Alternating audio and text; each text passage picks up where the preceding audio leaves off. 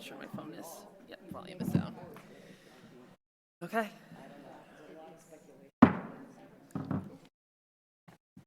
Calling to order the meeting of the Triton Regional School Committee on March 11th, 2020 in the Triton High School Library at 7 p.m. This meeting is being audio and video recorded. I will read aloud our vision statement. We are a community of learners known for our unwavering commitment to meeting the needs of all students. Through the adoption of best practices and our active partnership with families and the wider community, we are united in supporting the development of engaged, successful, responsible, resilient learners.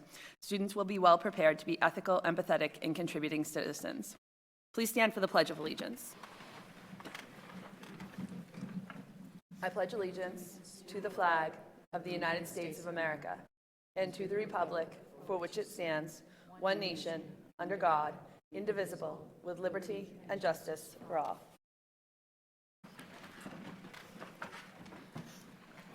All right, so I will keep my remarks short tonight because I think we're going to have a long meeting. But I had mentioned this at the district communications meeting that we had a couple of weeks ago, that I've been in contact with Senator Tarr's office about setting up a time to talk about state and local budgets.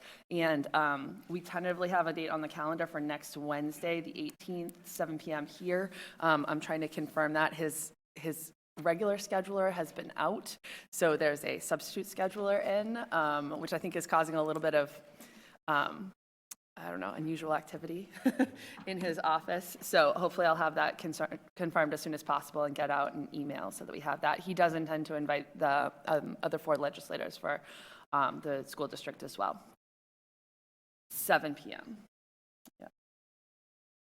All right, and I will open it for oral communications from the public. Just as a reminder, members of the public may address the committee for up to 3 minutes. The committee will not engage in discussion on topics raised during public comment, but may choose to add a topic to a future agenda. This agenda segment will be limited to 15 minutes unless extended at the discretion of the chairperson. If you do wish to speak during public comment, please be sure to state your name and your address. All right, seeing none. That was not what I expected. All right. The mic is probably off, so you'll just have, there's a button on this side of it, and it should light up with a green light once it, yes, perfect, thank you. So, Ms. Krista McNeil, 25 Rabbit Road, Salisbury. I'm not a public speaker, so bear with me. I am a mom of 3 children that are part of the Triton community, all of which are taking part in the Triton Arts trip to Florida in April, along with 3 additional members and other friends and family that will be meeting us there. I'm here tonight to speak on behalf of my group and maybe those that can't attend. My personal situation, I needed to beg, plead, borrow, take on an extra job to cover the cost of this memorable trip. Sorry, like I said, I'm not a public person. I understand the severity of the current situation and the need to limit the exposure to the coronavirus. I have family living in Florida that have recently visited the same parks that we're going to, no issues, and they see the precautions there that are being taken. We are all keeping up with the constant reminders of how to protect ourselves from the coronavirus and to stay healthy and safe. And we make our own choices to expose ourselves to the possibility that we may come in contact with someone that's infected, simply by sending our kids to school, going to work every day, taking public transportation, or just going grocery shopping. Therefore, I feel that the choice should be left to the families that are involved. Maybe even send each child with a bag with some sanitizing sprays and hand wipes so that they have them on them at the airport and other locations.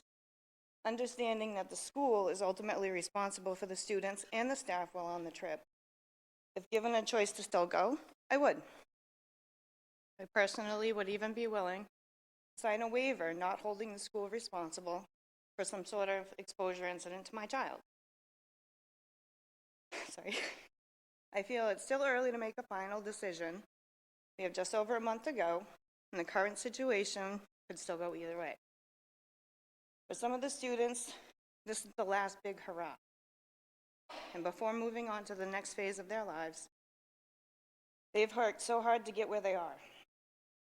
I hate to see it ripped from them just to find, sorry, that they can get control of this situation in just a few weeks and that the kids could still go. My daughter Alexia, who's a senior, graduating this year, wanted to say something, but she's tied up filming. So I'd like to share what she wanted to say. 4 years. That's how long my friends and I have been waiting for this trip. That's how long we've saved for it. And this year alone, we've put so much commitment into making this trip happen. We already had a year of festival taken away from us. So why take away a big trip? I understand the concern. We are at risk going to school just as much as we are going on the trip. I ask you, please don't take away my final high school experiences. And don't give in to the fears. Thank you. Thank you. Alexia, she did you proud. Anyone else like to speak? Yes? Anthony Marinello, 24 Dexter Drive, Rowley, Massachusetts. Regarding the Florida trip, as the decision cycles come out, I'm involved with a number of national organizations that are calling off their conventions and shows. People are trying to get their money back. For us, we're all in. So whether the decision's made tonight or the decision's made at the 16th at 5 o'clock at night, the money's not going to change. Like, we're all in. Hopefully we have insurance, we can get it back. So looking to see what transpires as a little bit of time moves forward would be effective and I guess useful if we have the time to look at that, especially if the government may come down and make the decision for us. The second area, we'll have a show with NESBA, the winter percussion, which comes up on the 21st. We know that might be a concern. From our standpoint, decisions on that, NESBA tends to drive it. We're able to probably put the resources for the food and beverages together within a few days before. It's like Wednesday of next week becomes sort of that critical timeline. So, and if there's any questions or concerns after that, the chair is sitting behind me. I live with her. So it's my wife, Deb. So feel free to reach out if you want to ask any of those questions. But just to give you some insight as you make your decisions as they go along. Thank you. Thank you. Anyone else?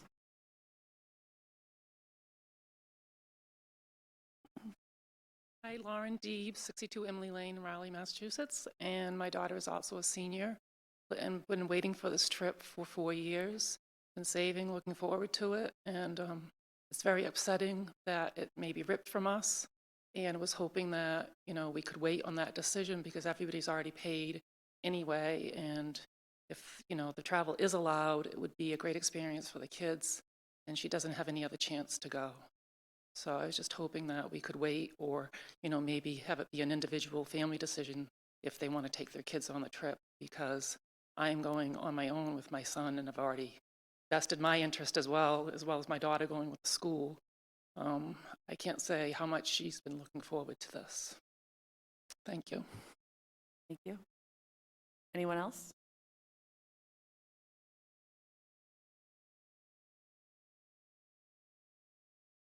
Glenn Boynton for Circuit Drive, Raleigh. I have 2 daughters also for Florida trip. They've been looking for it for 2 years. I don't, under the insurance part about it, I don't understand how that's thrown on us for the insurance if you guys decide to cancel. Because we're not backing out of it, the school's taken away, so it's not really our fault. So having that on us, I think it's totally unfair. You guys, we have to have something back. Can't expect people to cough thousands and thousands of dollars. I understand the situation. Nobody wants to see their kids sick, but we need something back. Can't say, sorry, should have had insurance. We booked it through you guys. You guys should have had the insurance, not us. And that's how I feel. And they all want to go. Thank you. Anyone else? Last call. All right, seeing none. We're going to move on to our Student of the Month. That'd be you, Brody. So we started our Student of the Month program last year in March, and the Student of the Month program honors students in a variety of categories. It can be academics or athletic excellence. It can be persistence and perseverance. There are a wide variety of reasons why they might be honored as the Student of the Month. They have ranged thus far from first grade all the way up to 12th grade. They are nominated by a staff member in our schools. So the staff member actually nominates them in a particular category and writes a brief description of the reason why they're nominating them. So I would invite Brody's nominee to come up, nominator, I should say, to come up and let us know why Brody was nominated. I was going to say it was a whole team, so Oh, that's right, it was a team. I forgot about that. That's why I couldn't come up with one name. Ms. Burns is speaking for the team? Yes. All right.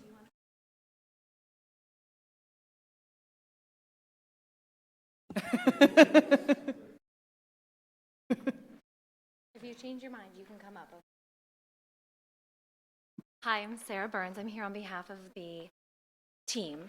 Brody Hawks is this very handsome first grader over here in the front row from Newberry Elementary School.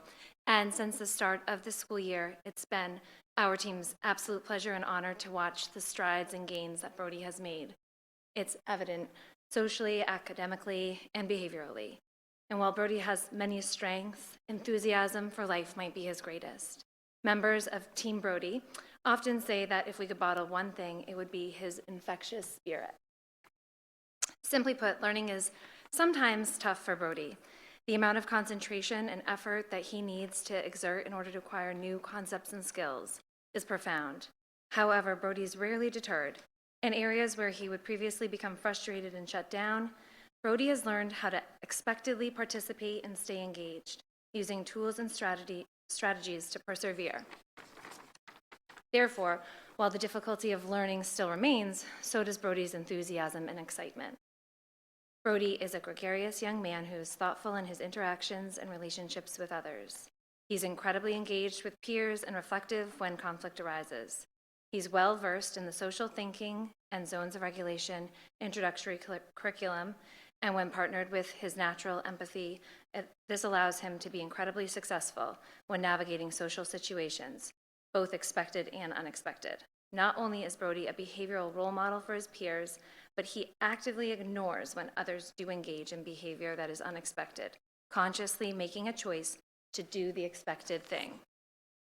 The first month of first grade was somewhat of a challenge for Brody. However, through hard work and diligence and his enthusiasm for positive praise, our team has seen dramatic shift in Brody's ability to follow directions in the absence of maladaptive behaviors. This significant change most certainly affects Brody in the most positive ways, contributing to his overall success. All in all, we cannot think of a more deserved student than Brody Hawks for Student of the Month. The number of obstacles that this vivacious 6-year-old has overcome are insurmountable. The gains he has made this year alone are phenomenal, and the joy that he brings to those around him is unparalleled.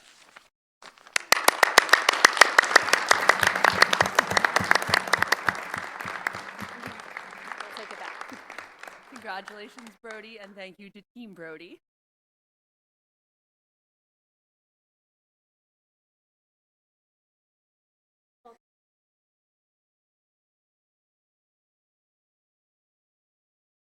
Want the picture to come to you? The picture to come to it right here?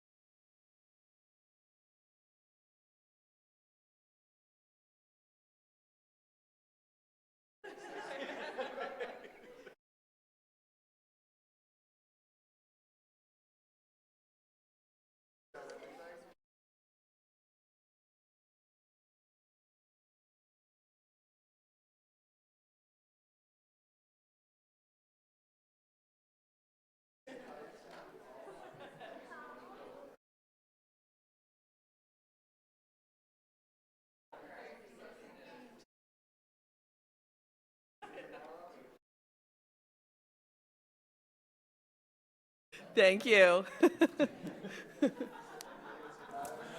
Thank you, Brody. Best part of our night, man. Love it. Best part.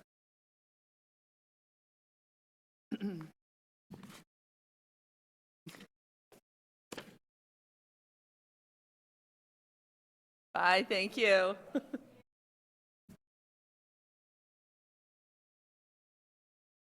Well, you know.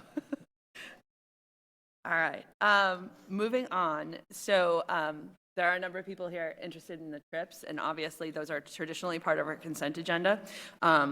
What we're going to do tonight is I'm going to ask for a movement to approve the consent agenda, but we're going to remove those two items. So it's the first two bullets in section E. And we're going to move the superintendent's report up slightly in the agenda and handle those after Brian's briefing on the coronavirus that's in his superintendent's report. So, but first of all, I'm going to read aloud the donations. The district is pleased to receive the donation of a $900 donation in grant money from the Triton Education Foundation. This grant will support fieldwork and motorboat construction projects with Lowell's Boat Shop in the high school applied analysis class. Donation received by Matt Haley. A $500 donation from ExxonMobil Corporation Education Alliance Program. That is a mouthful. The funds are to be used per principal's discretion in the areas of math and/or science. Donation received by James Montanari, school principal at Salisbury Elementary. And a donation to the Pine Grove Elementary School for specialty rolls of craft paper.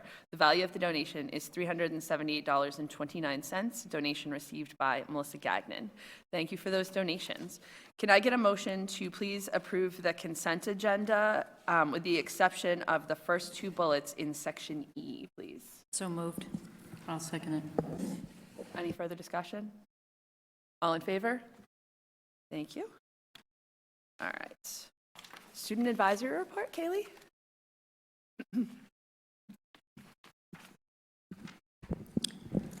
Last month, I spoke of hopes, dreams, what the future holds, and attempts to leave our mark on the community. With break over and done with, everyone is beginning to reflect on the year. However, they are also trying to make lasting memories as the year draws to, well, what is beginning to feel like a close.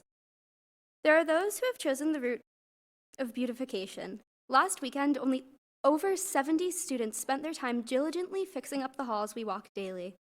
With the help of staff and volunteers from within the district, the paint within the tunnel and the back entrance of the school was scraped, peeled, and repainted. The formerly brown, orange, and yellow the walls outside the library and the halls leading towards tech were turned into the more appealing and prideful colors that we Tritonians call our own. In another attempt to boost spirit, the hall leading from the office towards the arts department is now home to a timeline of our past. It is currently still being updated as more research and amounts of time spent in archives is conducted.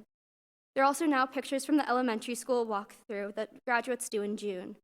Returning to the roots they first lay in, which, for many, goes back to even their kindergarten days, is a time-honored tradition that we hold dear. Ask anyone, and we all remember watching people who seemed so much older than us pass by and think, that's going to be us. Of course, we were also thinking of playground drama and what seemed at the time to be a lot of homework. But anyways, the pictures were a welcome addition.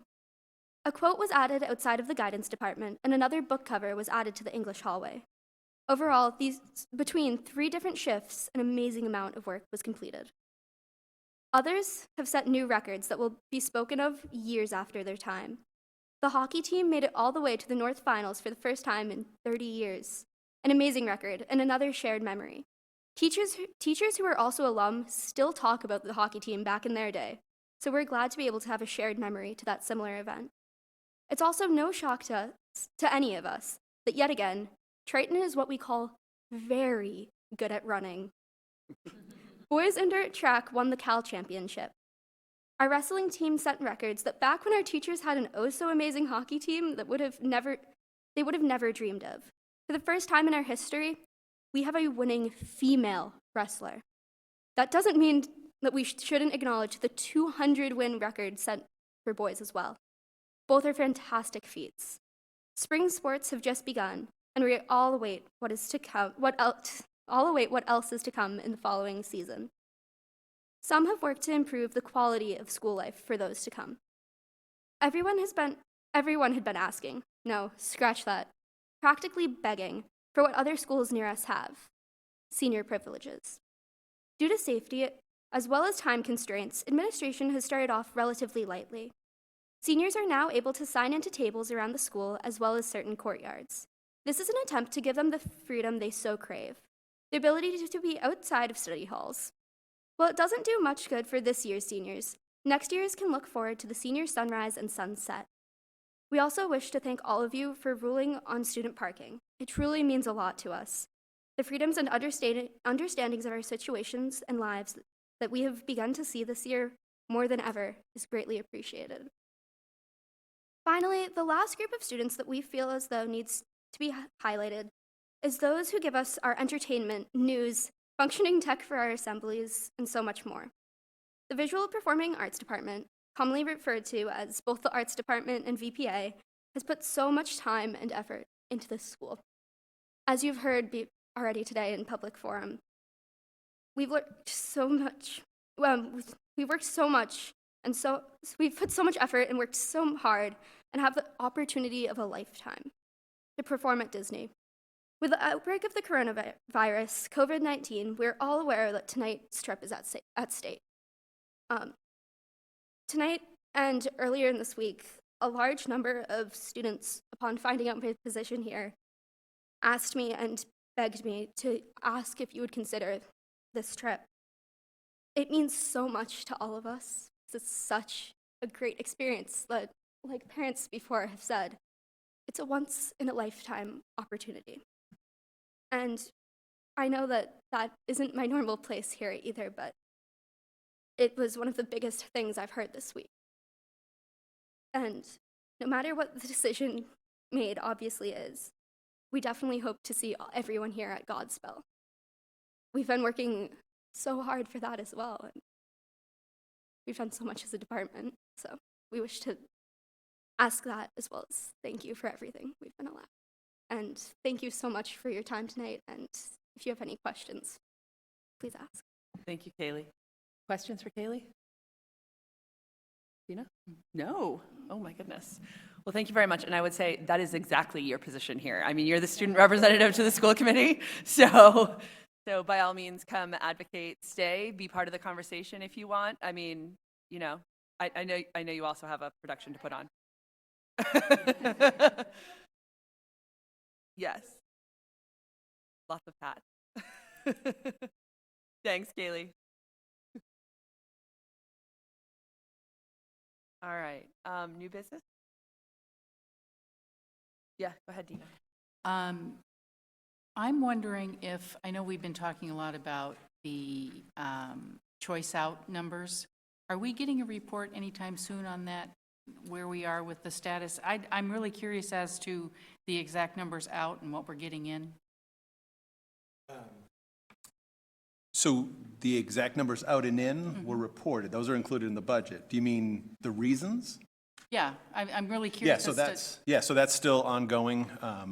Letters went out this week to, I'm going to say roughly 35 individuals who we don't know the story, including those 19 who have never set foot in our schools before. So letters went out to them from me with a no pressure, would just love to sit and talk to you in person, over the phone, via email, to just find out the reason for your decision. But I don't have a time frame. Okay. Last time I did that was a year and a half ago. There were some who literally responded right away. Others were contacting me 6 months later. But as far as knowing the reason, we won't know that. I will tell you there's approximately 5 now that are being contested that I believe are not Triton residents through our work with the investigator, and I'm working with the other receiving schools to make sure those are coded correctly for the March 1st Sims count. Okay, thank you. Other new business? All right, seeing none. Moving on to reports and deliberations.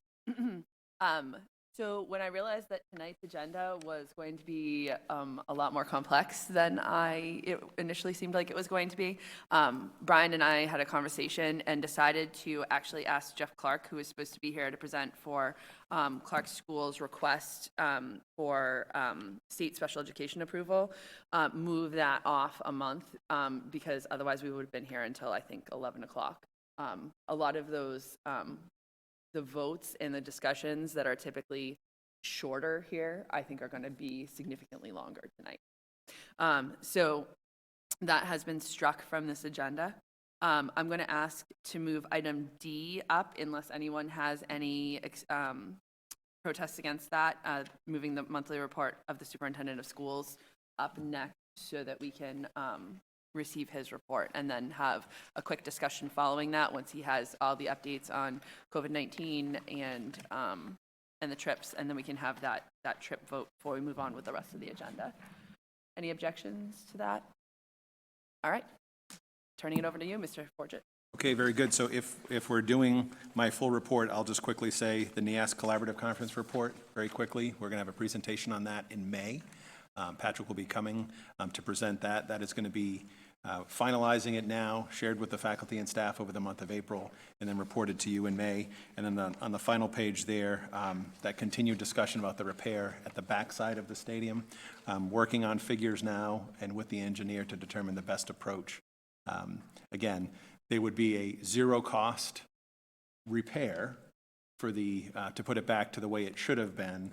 In all of our follow-up discussions, we believe there's a better design that may require additional funds, but then it would ensure, and the big change is exchanging concrete for asphalt, and we believe that it would prevent any future possibilities given the things that we've learned since the construction. So still a work in progress. The goal is to have that done this spring.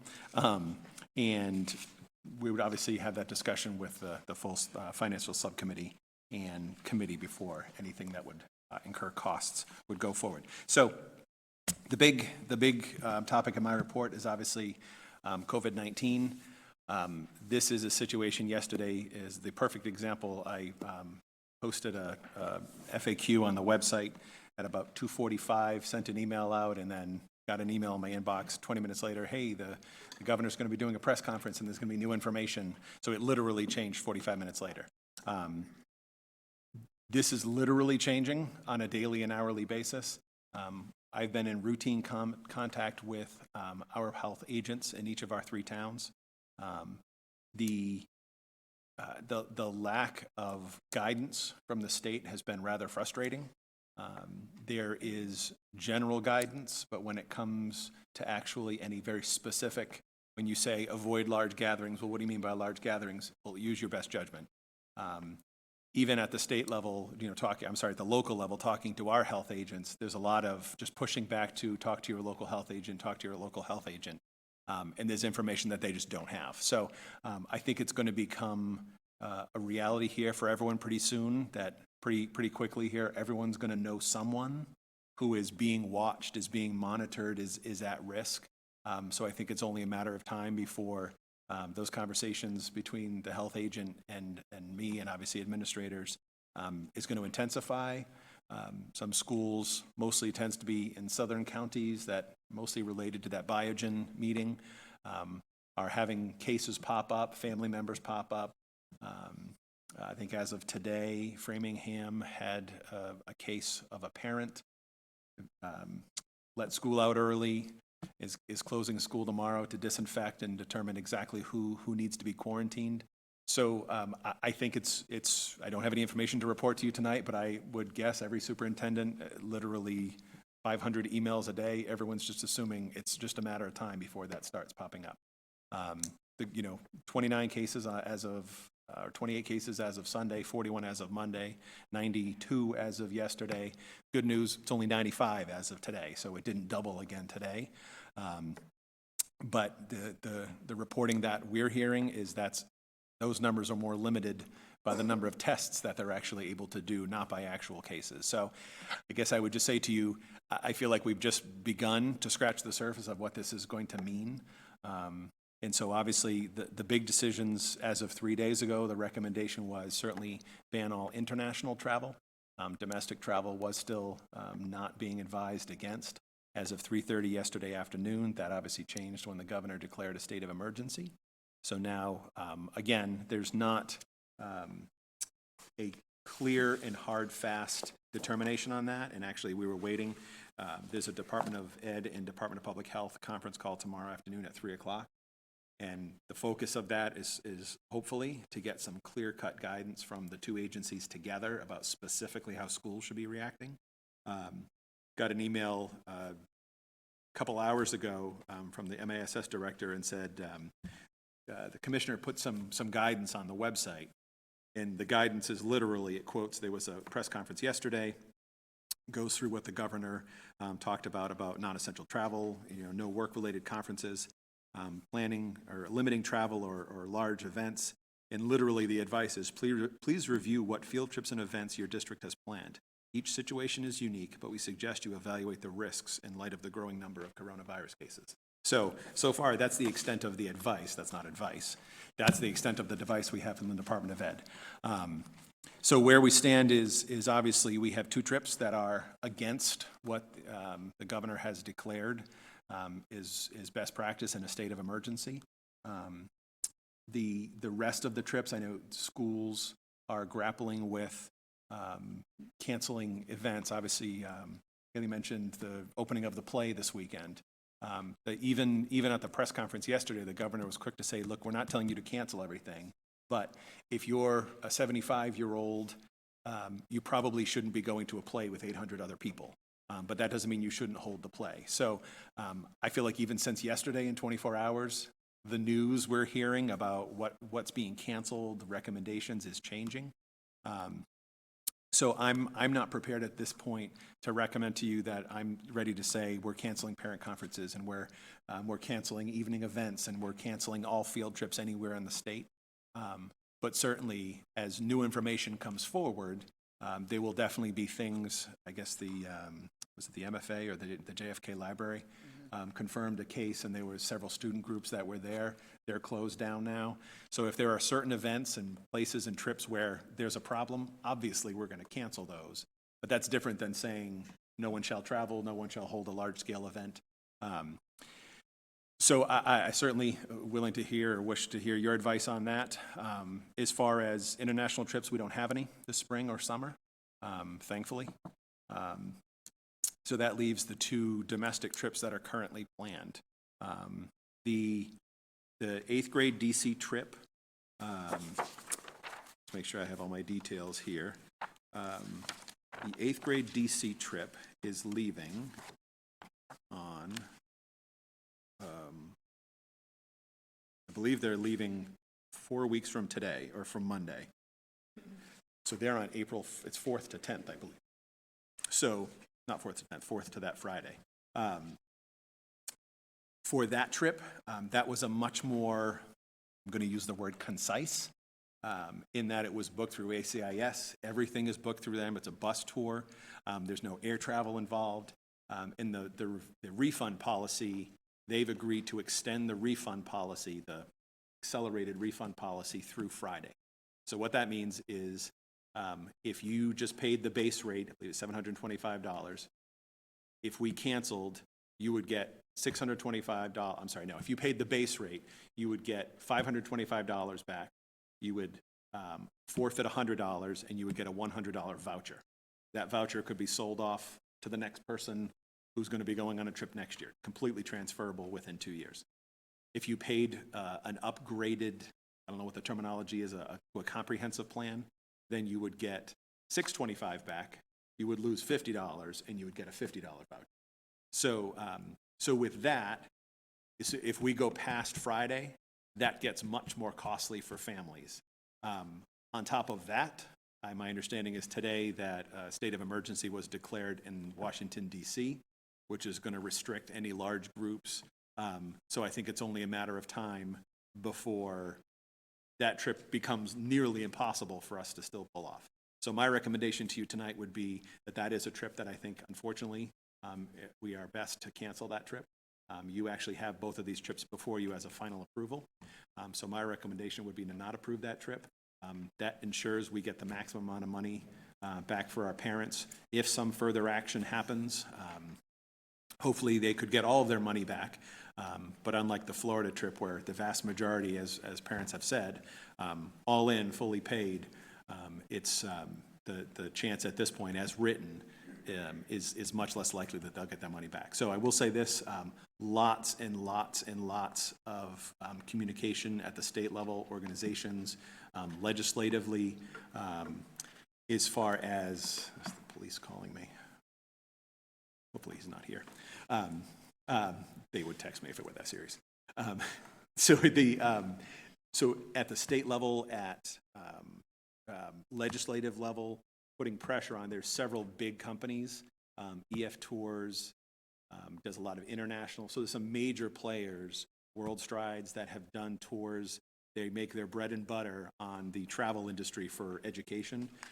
So putting pressure on them to make sure that they understand the gravity of the situation. This is something that we have to react to the governor, not to just making a local decision. So I'm hopeful that regardless of what happens, there would eventually be some respite, some restitution in regards to any lost funds.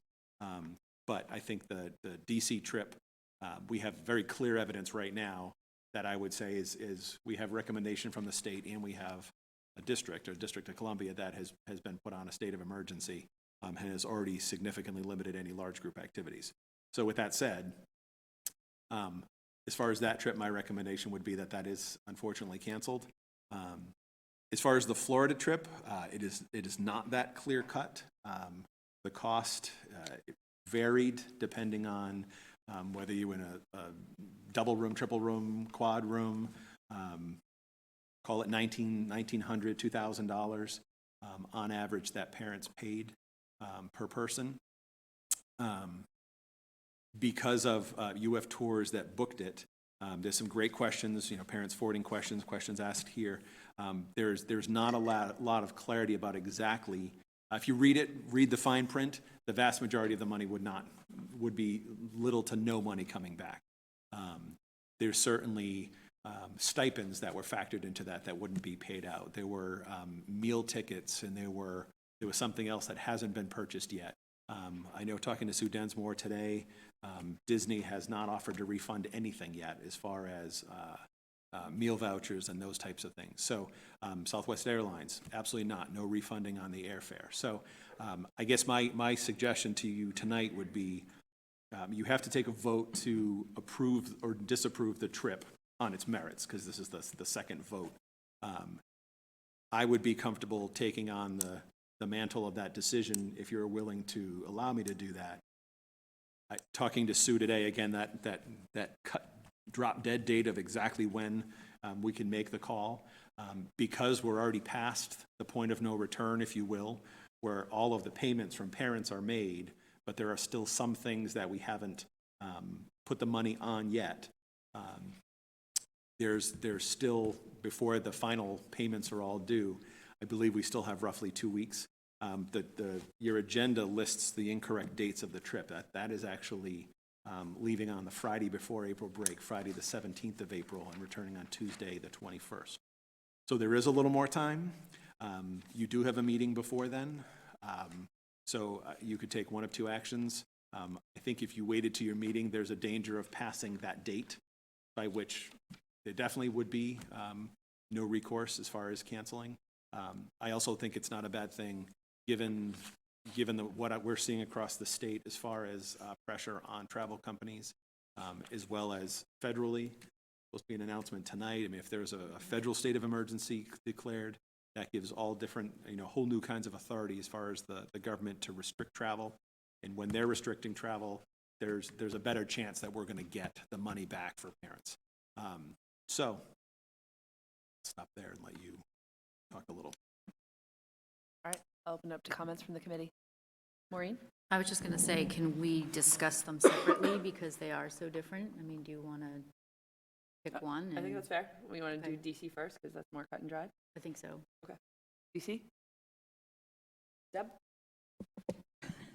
We obviously got a lot of feedback from parents regarding the Florida trip, and we also had received that email. I don't know if it's one of these same people, but we've had a lot of It's input not. on Florida trip. Has there been any input from parents as far as the DC trip? Any questions, any comments? There have not, there has definitely been correspondence. Paige Robato is coordinating the trip, and I know she and Al McCrae have definitely had correspondence. Al communicated on Monday with parents to let parents know that we had this extended, that there'd be a discussion tonight, and that there was some extension as far as that enhanced refund policy. As of earlier today, there were 2 families that had already backed out, took advantage of that policy, and backed out of the trip. There's 129 students, 11 chaperones. Oh. So our total with 11, yes, thank you, Ryan. So it is 118 and 11 chaperones for a total of 129. Please don't apologize. Don't apologize for accurate information. That's good to know. That is correct.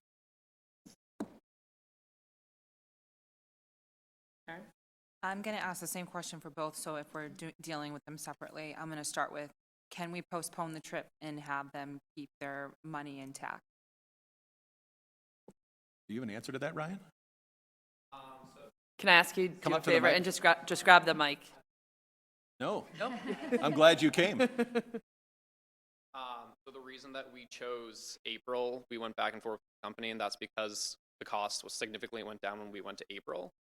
If we moved it out to June, which is typically like the end of May into June, where we typically have the trip going to Canada, if we went to DC at that time, the cost significantly went up.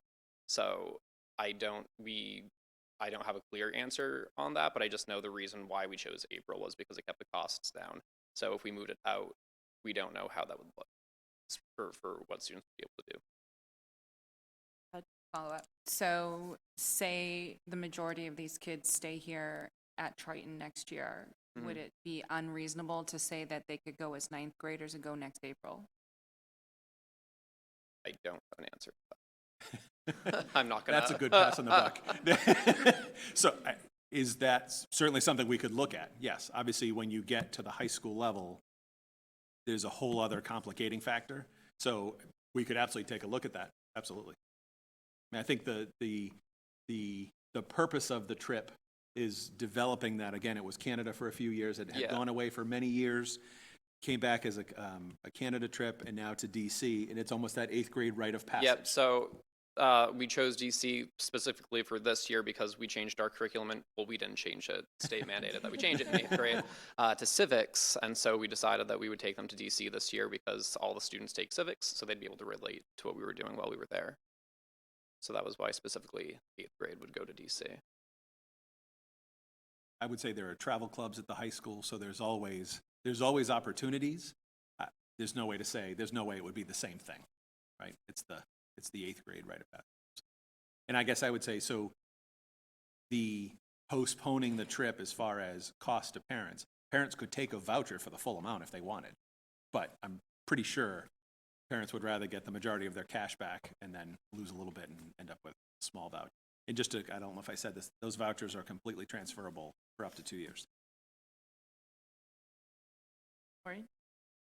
I was just going to say that given the fact that DC has declared a state of emergency, it's very likely that they will close the museums that the students would be visiting. And certainly if the president announced tonight that he's doing a national state of emergency, then the first thing to close, having lived down in the Washington area, is the Smithsonian museums. So, I don't see how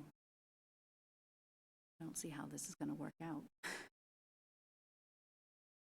Tina? This is a question regarding both trips. What is the district's liability, heaven forbid, if a child did get sick? So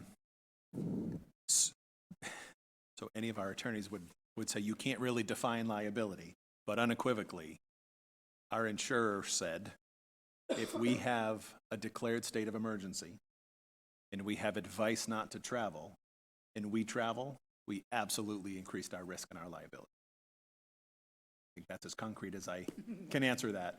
So it's greater than it was before. And I guess I would say then, If we move towards a national state of emergency and we still go, I would say it gets exponentially, right? Because the governor under a state of emergency has much more prescriptive power within the state. So the governor can't say you can't travel out of state. The governor can restrict what can happen within the state. So I think if the governor had the ability, I don't want to put words in his mouth, but certainly with the severity they're taking this as, I think they would do more, but they don't have the authority to restrict that travel. A follow-up question to that regarding liability. I know in the emails that we received from parents, primarily for the Florida trip, and parents spoke to it tonight about signing a waiver. Is there any legal, I don't know what the word is I'm trying to think of, but yes, maybe that's it. All our attorneys have always said, signing waivers, drafting waivers are, clearly well thought out. Waivers are absolutely a good thing.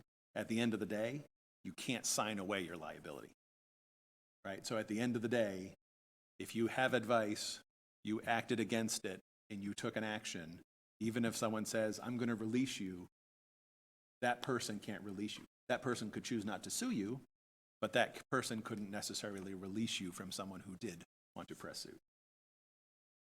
Lastly, I know in an email I saw today, Representative Kim Ferguson is working on trying to get relief for international travel. I would think that given, I can't believe that we are the only district that has, state travel going on, interstate travel going on.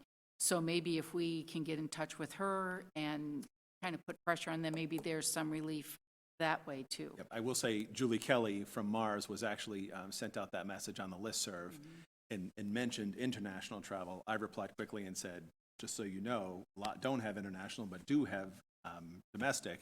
And she said, absolutely, it's any. So she has all the information for our trips. So Representative Ferguson has our dates and trips and numbers and everything. So, yes. Further? Deb?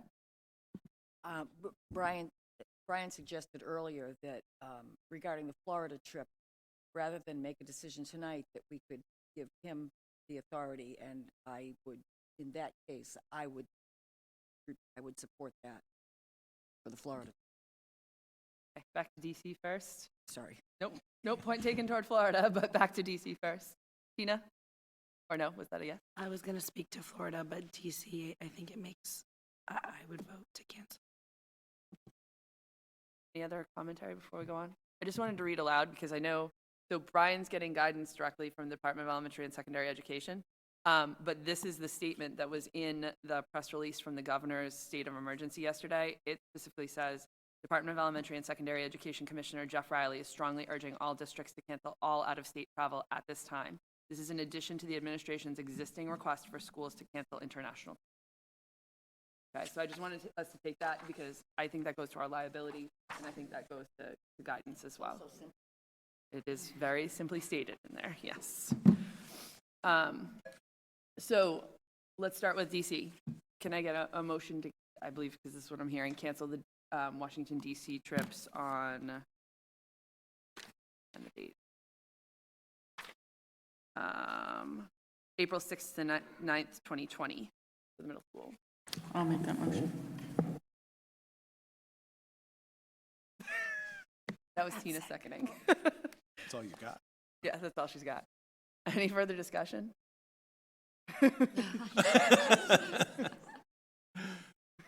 Any further discussion? All right, all in favor? All right, thank you. Moving on to Florida. Yes. Linda? I know this is tough for all the families involved, but even the school, why is my microphone always doing that? Even the schools are saying that they're sending kids home for the rest of the semester. I mean, I know it's a tough thing for the kids, but I would hate to send our kids anywhere and have any of them become ill. Because I don't think I, as a school committee member or a parent, would be able to sleep at night if any of these kids got sick. My concern with a group going to a large park like Disney is if there was some outbreak that, you know, those kids could be stuck there for a quarantine period, similar to the way people are being kept on cruise ships. I mean, if that were to happen, then families would be spending a heck of a lot more money to keep their child in Florida under a mandated quarantine. You know, we don't know what's going to happen. So I don't know.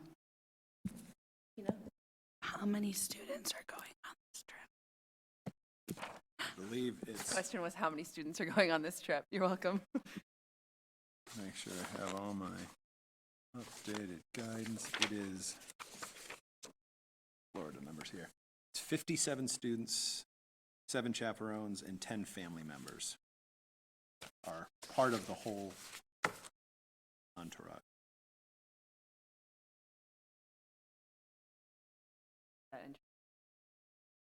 If we can get like a total amount of all the money that has been spent so far, I think that would be helpful.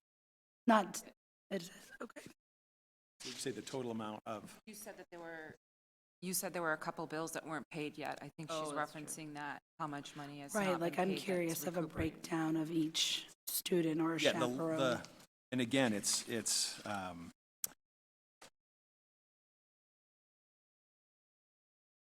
in speaking with Sue yesterday, it looked like, and it's so not clear cut, we're talking about $600 to $650 as a best case scenario that families would get back right now.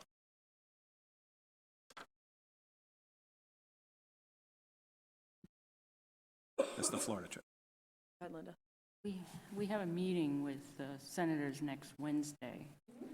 I think this is something that probably should be on the agenda to push our senators to include domestic travel and sign on with Senator Ferguson to make sure that the school districts get their money back. I guess I just would repeat, as far as my request to delay, to approve the trip, and then delay, I would look anyone, Sue, parents in the eye and say, I don't think by the time we get 2 weeks out here, things I think are going to change more drastically and quickly.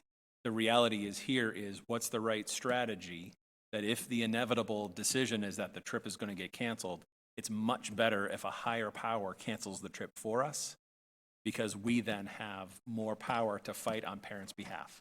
So it's not about passing the buck, it's about when states of emergency are declared, we have more authority to demand refunds. But we could also speak to our senators to, Absolutely. to push that agenda. Karen? So again, I'm going to ask, can the dates be changed on this trip and delayed so that the parents and the families won't lose their money? So part of the complicating factor is if families are traveling with, that's individual travel.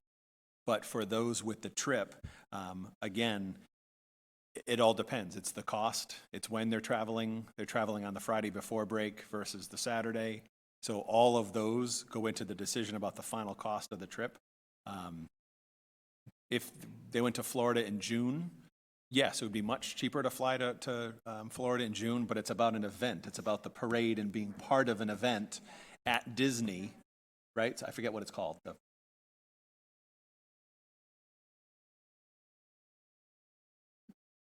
So is that the official name?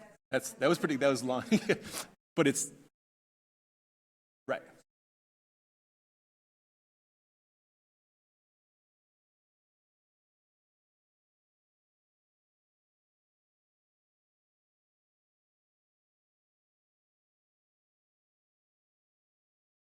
And that specifically happens during the April break period. So. Right. Ryan, do you know if a state of emergency has been called in Florida yet? You have a list. My understanding is it has not. Right, literally, if you've been away from your TV for an hour, something's changed. It changes constantly, I know. I do know, like Linda made reference to colleges and universities that are sending students home. I do have a friend in Florida, and her son goes to Florida State, and as of today, they made the decision to send all students home, and I believe for the rest of the semester. So just from what I've seen in the last 48 hours, that once that starts, it's sort of a domino effect, and all the schools are starting to send, people home, which just has a huge impact on what can take place in the state. Just, again, depending on your source, things are not always exactly the same, but it was my understanding that what the colleges were doing was telling the students not to come back after spring break, because there's so much international travel involved with spring break that they didn't want to have them come back, and so the learning would be done online. I thought that was the main impetus behind that. But it's different. It's different in Northeastern every is bringing everyone back. They're living in the dorms, can go to the dining halls. They're just not attending classes. I have one son that was sent home. He got home today, and I have one that's still at school. So it's all over the place, yeah. Right, but I thought initially it was because of the international travel aspect. Right. Tina? As much as I would like to see the kids go, and it breaks my heart to say this, I don't think that this crisis is going to get any better in time for this trip to happen. Already, I think at 3 o'clock this afternoon, World Health Organization did declare this a pandemic, which I think is what's going to trigger, well, it's already triggering the president to make an address tonight. I would rather be proactive, and I would suggest that, as I said before, we get in touch with Representative Ferguson, like Linda said, when we meet with our state legislators, bring this topic up with them as well. I also think if parents organized and wrote letters, start now, call them, tell them of the economic impact that will have on your family. I would like to believe that they will make some sort of restitution, because this isn't just affecting Triton and our students.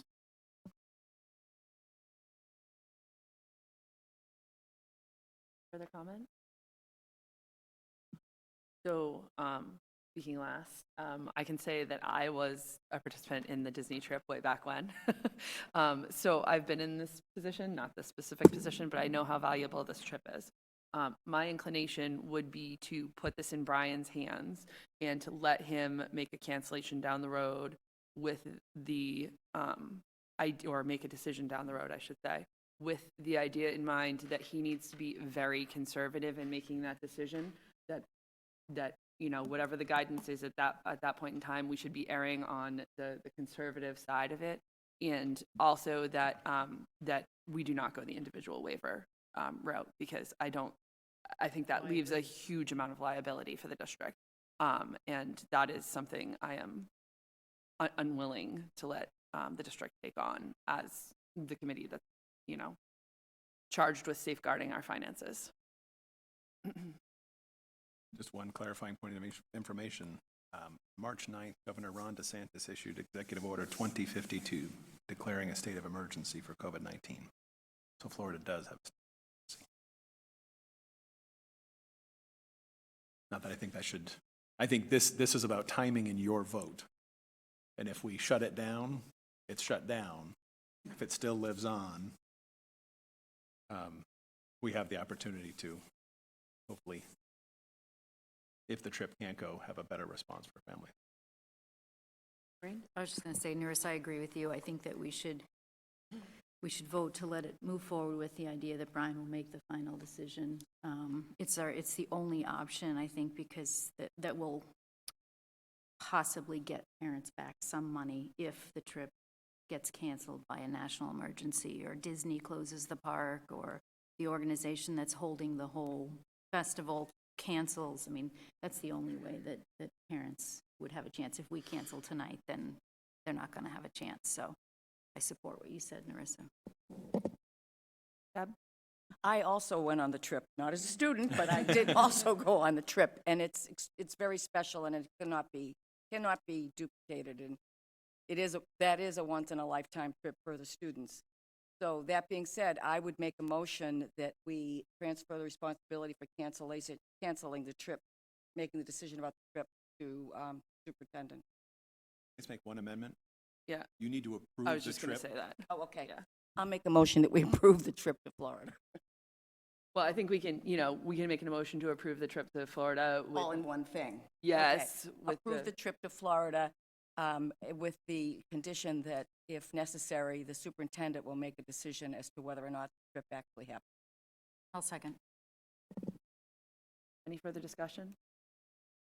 All in favor? All right, thank you very much. One opposed? All right.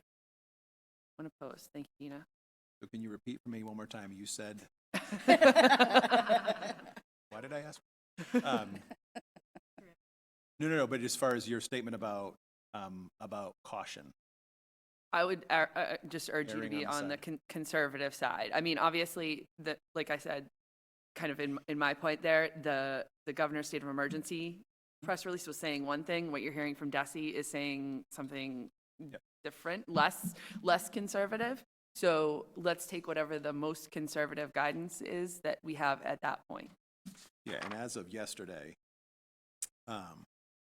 the DESE commissioner, it's at my urging, DPH will be providing updated written guidance this week to help school leaders address and react to situations and trips. So I'm hopeful that that conference call tomorrow is both verbal and then that's followed up very quickly, just so that you're aware of our response. Obviously, the plan was to give you an update this evening. Tomorrow is the conference call with DESE and DPH. Hopefully get further guidance, and then our entire leadership team is meeting Friday morning to talk through all the possibilities. We have to plan for if this is long-term, not just trips, but a continuation of operations plan, a co-op plan. I've talked to Sue Densmore, the president of the TRTA, about what the possibilities might look like if we were to have to close down for a month. Just to clarify, the governor did, with the commissioner, relax the requirements for the 180-day school year. So by law, any days that we miss prior to March 31st have to be made up, and we have to fit in 180 days before June 30th. Any days that we miss after April 1st, between April 1st and June 1st, you have to go at least until your 185th day, which for us is June 19th this year. And then beyond that, you don't have to make them up. After June 1st, you don't have to make anything up. Now they've relaxed that and pulled that March 31st date to March 15th. So through this week, I'm not canceling tomorrow, and knock on wood, something's going to happen tonight. There's no snow, right? There's no more snow. Tell me, gosh, there's no more snow. So not canceling tomorrow or Friday, which means by requirement, we don't have to make up any days that occur that we would lose as of this coming Monday. The difference is then, though, that's great because that's a DESE requirement, but that means we then have the autonomy to approve some interim arrangements if we needed to close down for 2 weeks, a month, whatever it is, that we would have some kind of online distance learning in place. Obviously at the high school, that looks very different, and it's much easier given the fact that with the use of Aspen and Google Classroom, there's a normalcy to it. In a kindergarten classroom, not so much. So we're going to talk through that, what that would look like.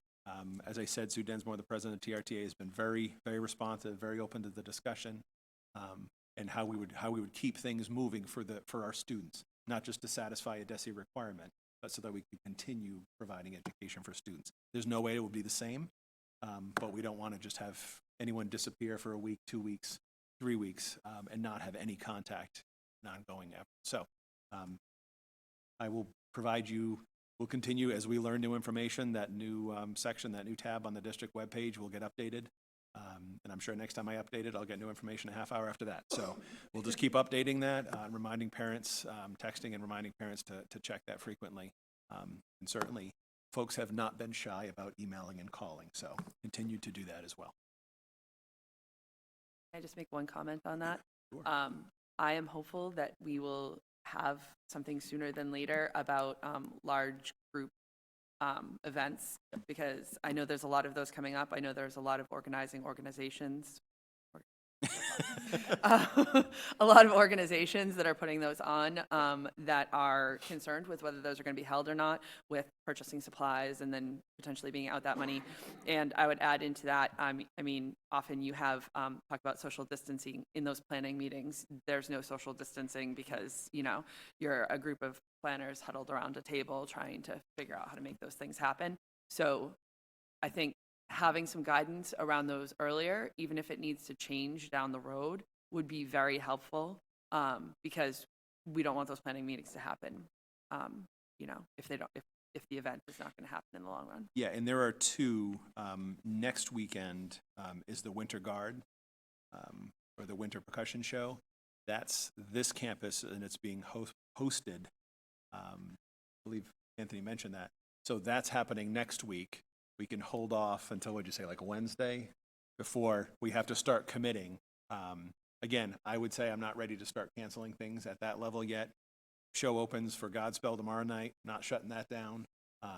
Again, if things progress and this time next week things are very different, then we might have to assess that. But our hope is that by the end of the day, Friday, that with kind of the collective minds of the entire leadership team around the table, we come up with a plan as far as what should be, what shouldn't be. We have parent conferences next week.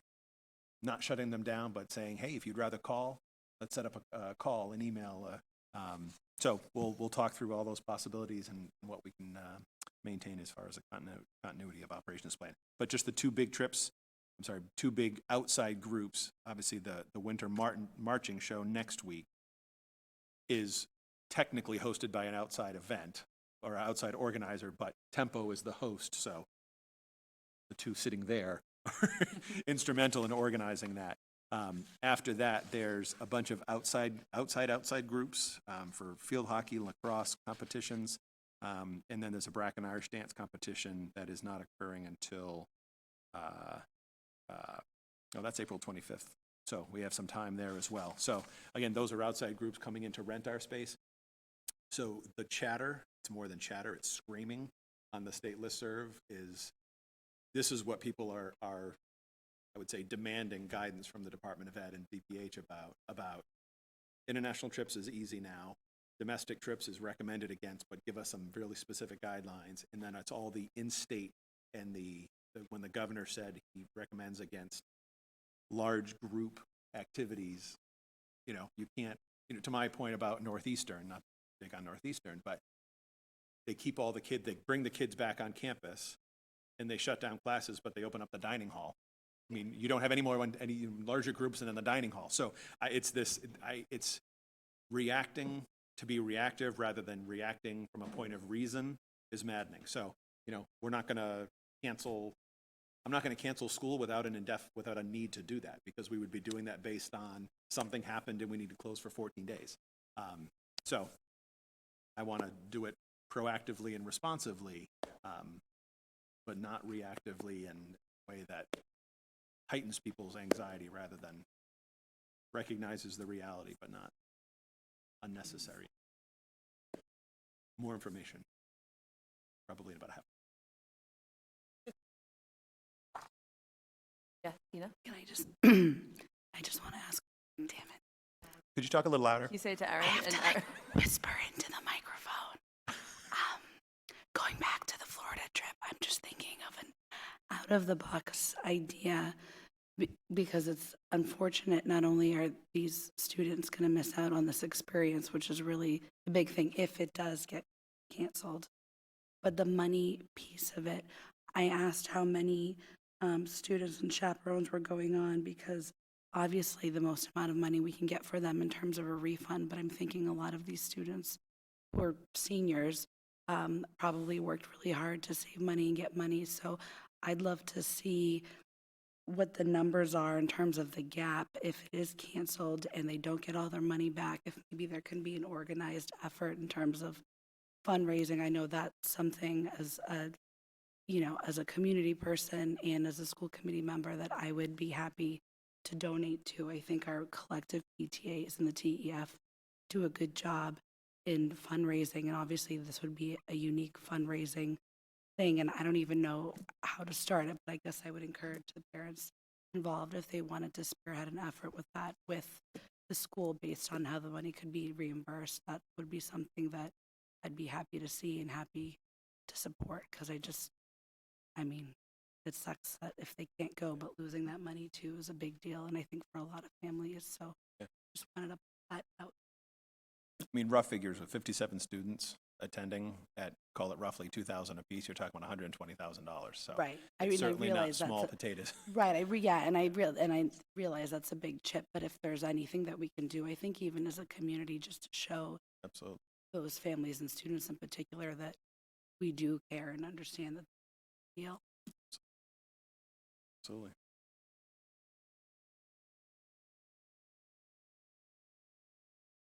Good. I wish we could, but we can't. There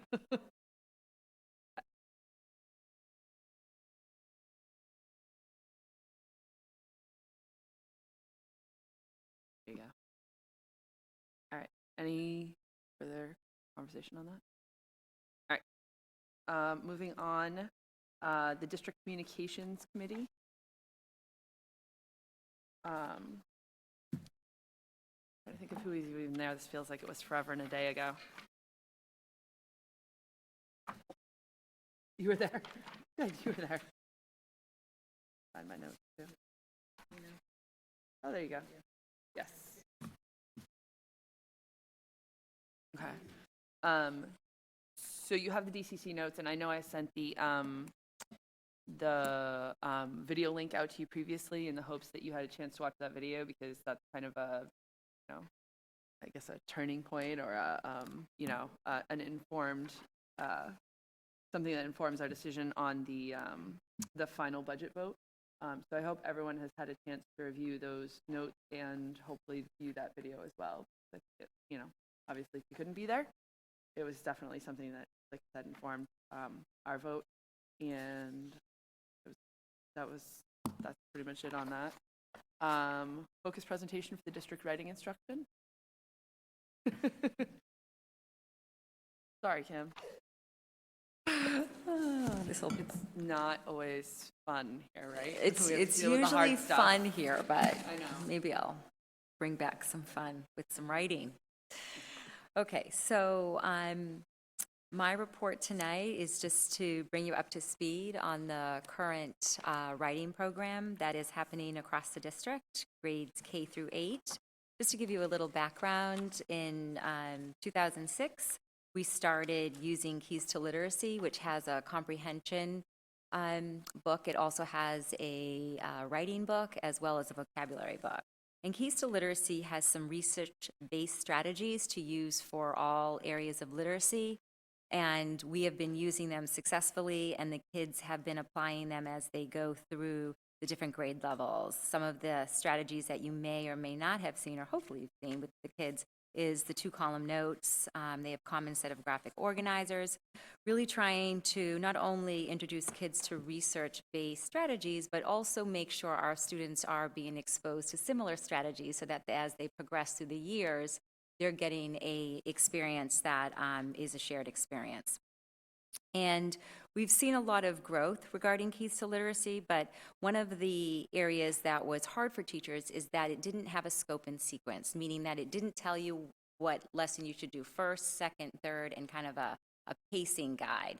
So it's flexible and fluid, which is great, but at times you also want something that's a little bit more structured. So Empowering Writers was actually a writing program that Newberry Elementary School teachers had found, and they did their own research. They looked to see, they actually used the MCAS scores to see whose scores were really high in writing and what were they using. And so from that, they found Empowering Writers, and there were a couple schools that were using it, and they were really excited. So they kind of launched Empowering Writers at Newberry, and we're doing so for about 3 or 4 years. And then I would say the last 3 years, we've noticed our writing scores have remained fairly flat, and people were starting to bring in different writing programs. And so again, you think about a shared common experience in writing, you really want the kids to be exposed to some similar strategies. So we, in order to address the need that we saw, and with all of the success that Newbury has had, we decided to go forward with Empowering Writers, which we started this particular year, and we trained teachers K through 8.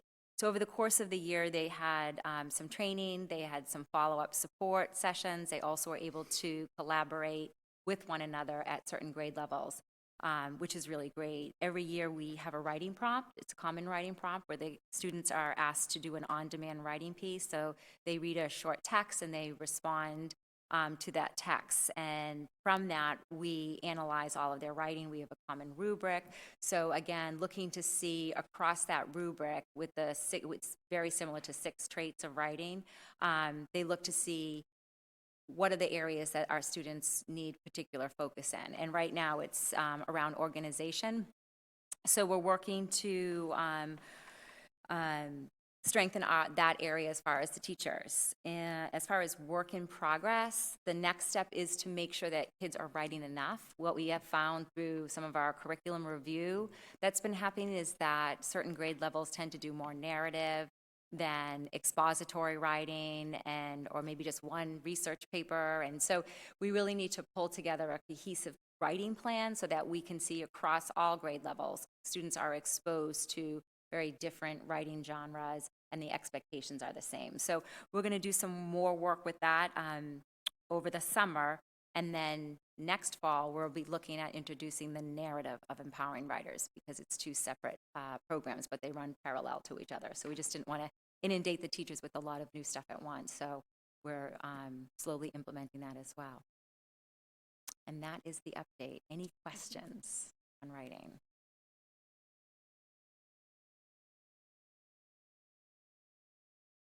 You're gonna put it all on me. So, Kim, I'm trying to understand Keys to Literacy and Empowering Writers. Where does one stop and the other one really?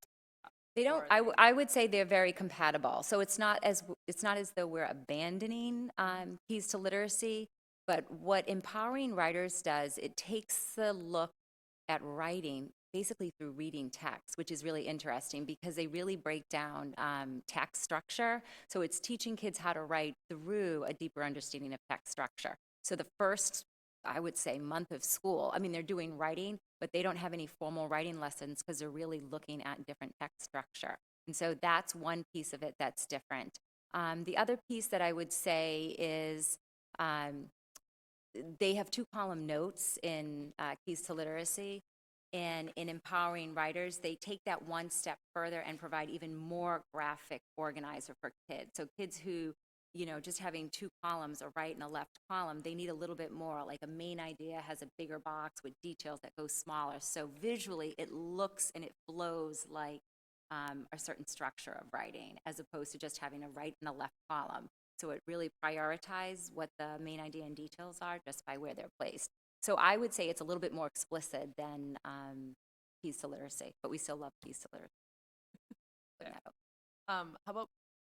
How is the being done? Are we internal sources, out external? Nope. So we always do a PD plan that gets released prior to this usually in the spring. And so the PD plan is always developed through one big kickoff, and that was done by an outside consultant and a consultant from Empowering Writers. And then from there, we had another PD day where grade levels from across the district were able to come together. And it was great because we tapped into some of the teachers at Newbury, and they facilitated each one of those review sessions, which the teachers found extremely helpful. In fact, they asked for more time to get together to collaborate and share lessons. That was really powerful. And then we also had teachers from Newbury who went to each school and had kind of visiting hours and drop-in sessions for anybody who had questions or guidance. And we've been able to share a lot of resources through the Google Docs too, because they do come up and they have different lessons that they share out through Empowering Writers that are free to anybody. And so we've been utilizing those as well, using those as well. So yeah. That was going to be my next Yeah. question was, how can we use our Newbury experts? Yes, we are. Oh, they're wonderful. And we're going to be bringing the Empowering Writers to kind of somewhat of a closure, the PD, not just the year, and they're going to be sharing at Newbury in, I think it's May. So we'll use those same facilitators, hopefully, and they'll be able to do some work around, what were some of the gains, what are some of the things that they need additional support with. So we'll continue to support that process. And last question, mentioned in the document about potentially starting a writing portfolio, which I thought was a really cool idea. Yeah. And it's really, I think it's always nice to see both for students and, families and teachers probably as well, just that progression that happens, because I think that's very powerful, And they do it already. Like if they've started in kindergarten, we've been having the writing prompt for almost 6 or 7 years. So we have a collection of their writing. So really, it's just a way of organizing the writing, which would be really exciting to see that. That's what I was going to ask about. Can you talk about a little duration and how that might be leveraged? So I was thinking, well, again, this is just me, but this is what I'm thinking of the group is I would like to have some type of guideline as far as different genres for each grade levels, and that they would have a spotlight piece that they would want to put in that portfolio, as well as the district writing prompt that would go through them with different grade level. It could certainly be, I would say, it would be great if it could be an online portfolio where we're taking some of the, and actually all the writing done 3rd through up is online, and it would just be an electronic portfolio, which Google has some really cool, it's called Backpack, I think it is, that you can put a portfolio together online, or it can be paper. I guess that's something that we have to talk about, but I've seen both paper and online portfolios, students writing. Yeah.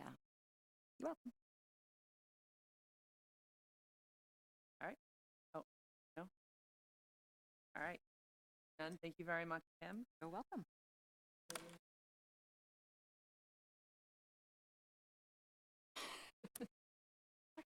Moving on to the Whittier School Committee appointment. So as I think everyone's probably well aware, the Triton School Committee is responsible for appointing the Raleigh, Newbury, and Salisbury members of the Whittier Regional Vocational High School Committee. The Newbury seat is expiring on March 31st, 2020. So a new term starts on April 1st. We did put out the request for letters of interest at, that would have been the February business thing, with requests to have those submitted by the end of February. We did only receive one this time. It was from actually the incumbent, Joanna True. So that is included in your packet. And I need a motion to appoint the Newbury representative for the Whittier School to a new 3-year term commencing on April 1st, 2020, and have that representative be. So move. I'll second.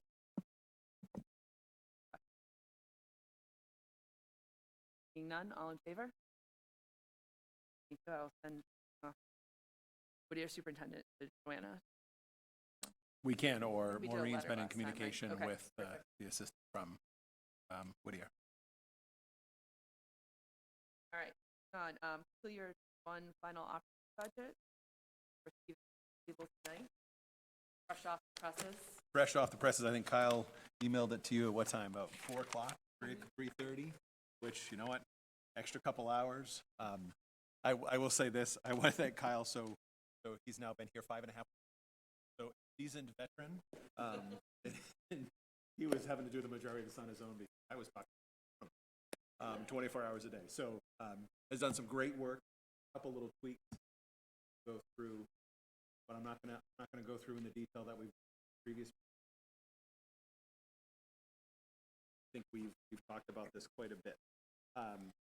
So just, there is now narrative at the beginning that just kind of go through that, other than say it tells the story of everything we've outlines kind of where we are, current year, the challenge, current background, the drivers as far as increased cost year, continued story of less pupils or students doesn't mean less cost.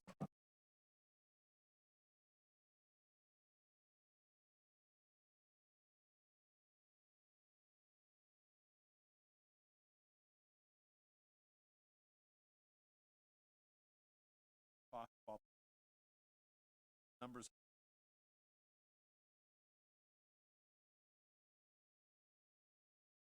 Then outlined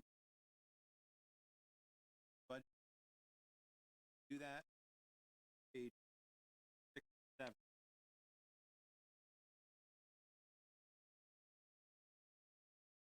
Newest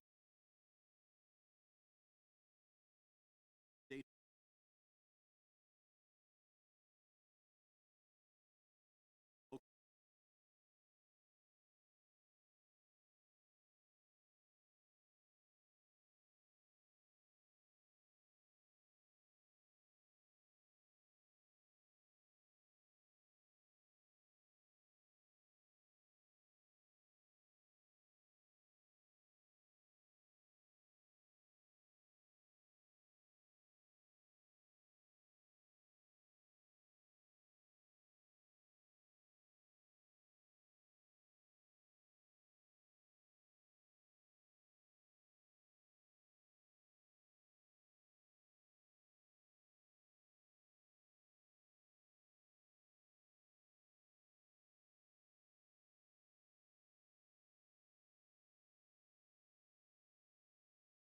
We'll continue.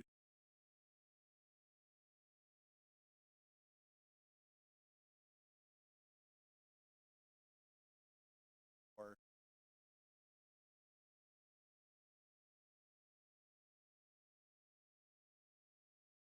take you to page next.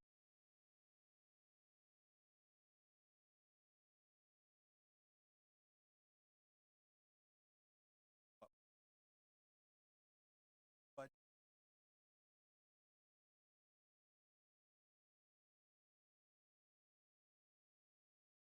going still have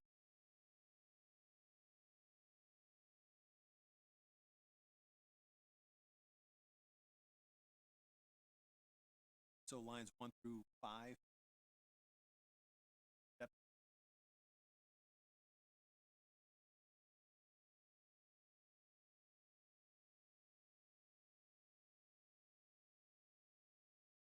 The new change. Duly.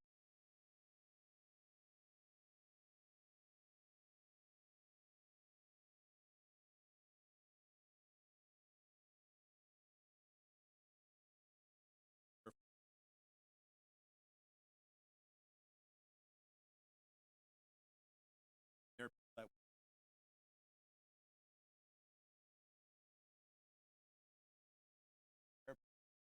now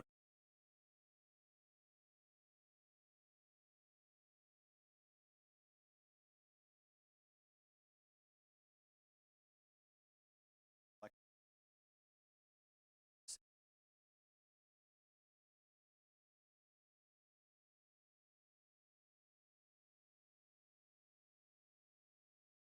that is not in.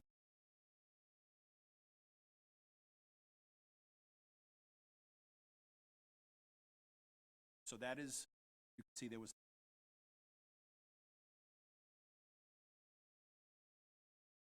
that continues on. Would change in insurance, environment, special ed out of district, finding savings. It on the day, Dave. So some days we're like, oh, great news. Oh, here's a.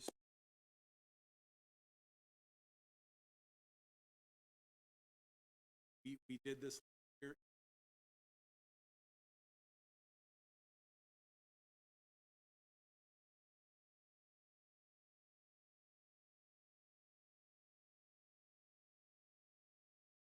So rather than budget, Dave, a little.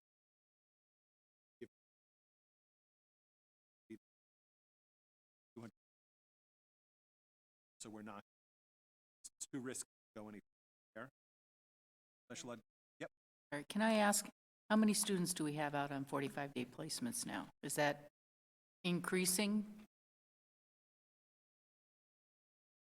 So we budget for 4 per year, and we typically hit that number. But we've had some students that have gone and then moved to another district. So right now, there are, I believe, 2 right now in 45-day assessment. But again, we budget for 4, and typically history shows us that we use 4. But it also, to be honest, if they really go for a 45-day, it's rare that they come back. Some have, or sometimes it's a year or 2 later. But there's been a lot of movement this year, which is something, as Brian said, some has been in our favor and some has not. But not that it's not a lot of money, but they're sort of lower cost students as opposed to like a expensive residential. So there's mostly collaborative students that have moved in and out. So.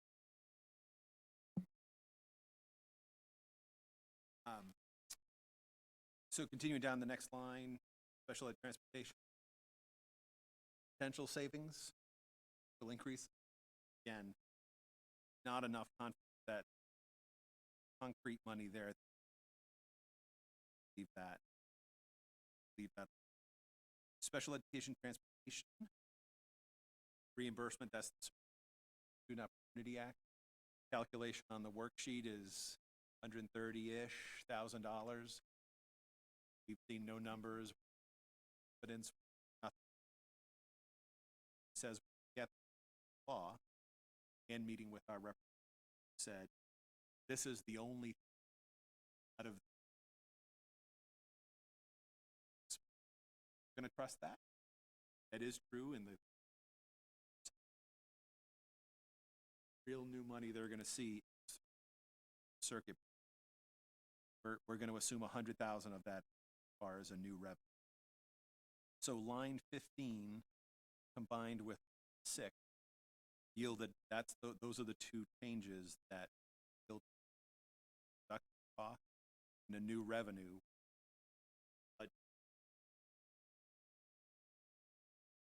Separate revenue. So with the revenue, we cost 155,000 left. Continuing on down, charter facilities, substitute, new Chromebook lease, district implementation is at first year of phase in, athletic uniform rotation, reduction of the teacher at Salisbury here. We did include new teacher. Yes, I will say to you, mixed. I don't think it is bad use of class size from 5 to 9. That is a sound decision. Given the timing of this, the fact that I don't believe it's the best use of the, but we don't have back reassess everything. So based on that fact, that kind of the timing of it, and the discussion of what I heard last week, I was hearing that the desire that at this point that is included, and then halftime each new special education.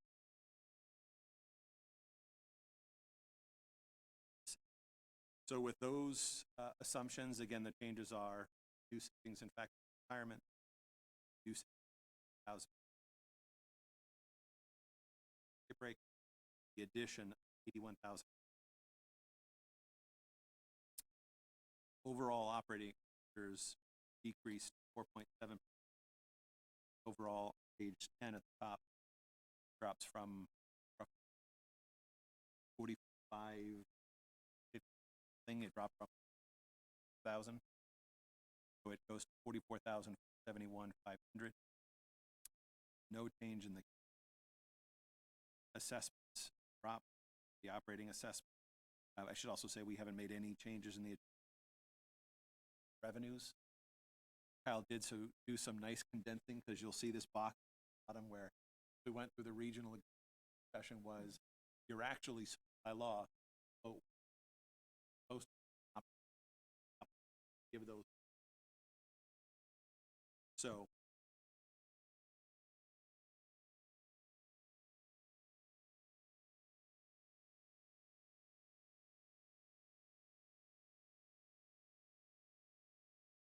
condense those lines so you can see now the operating assessment middle of the page in yellow.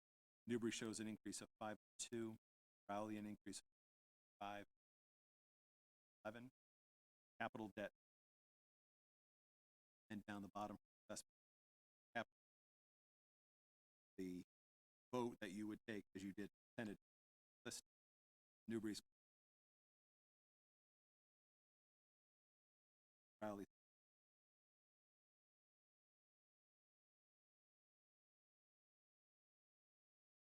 One more thing to point out, our operating expenditures increased by 4.7%. The overall assessment to the towns for operating is 5.7%. There's a 1% discrepancy there. Our spending did not increase 5.77%. That number was 5.99 in the tentative budget. But that's a delineation we need to continue making because of pages 6 and 7 and the state pulling away more and more as far as a percentage of our budget. The assessments to the towns are always increasing at a higher rate than our actual spending at the district level. We'd be more than happy just to say that the rest of the document is relatively the same, intact, fully completed, adjusted with a note under Pine Grove to note that additional 6th grade teacher. And everything else, I think of anything. Did I miss anything? I get to do all the speaking. I did all the work. That's right. Okay. Although I understand the concerns of the parents, Pine Grove, I still have a problem with this number being in the final budget because we never heard from Christine, Mrs. Nealand. We have the principals, the IT department, special education, curriculum. We have everybody come here to tell us what it is that they feel that they need for their schools and what they need for their budget. Not once did I hear Mrs. Nealand send us an email, come here to the meeting, or anything to let us know that she needed this. Every time that she spoke, it was always about the BCBA.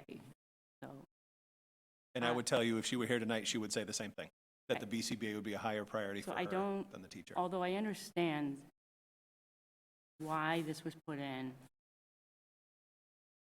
the administration is the one who is supposed to make this decision. So if the administration felt the BCBA was more important than this, why was not the BCBA put in, which would help the whole school and possibly that grade to help with students or whatever? So I just need to understand that for me to understand why this is That's a put fair in. question. So my answer to that would be, I would go back to my statement about timing in reassessing. Last week I spoke about the fact that we have 2 full-time BCBAs. One of them was part of Brody's crew here tonight.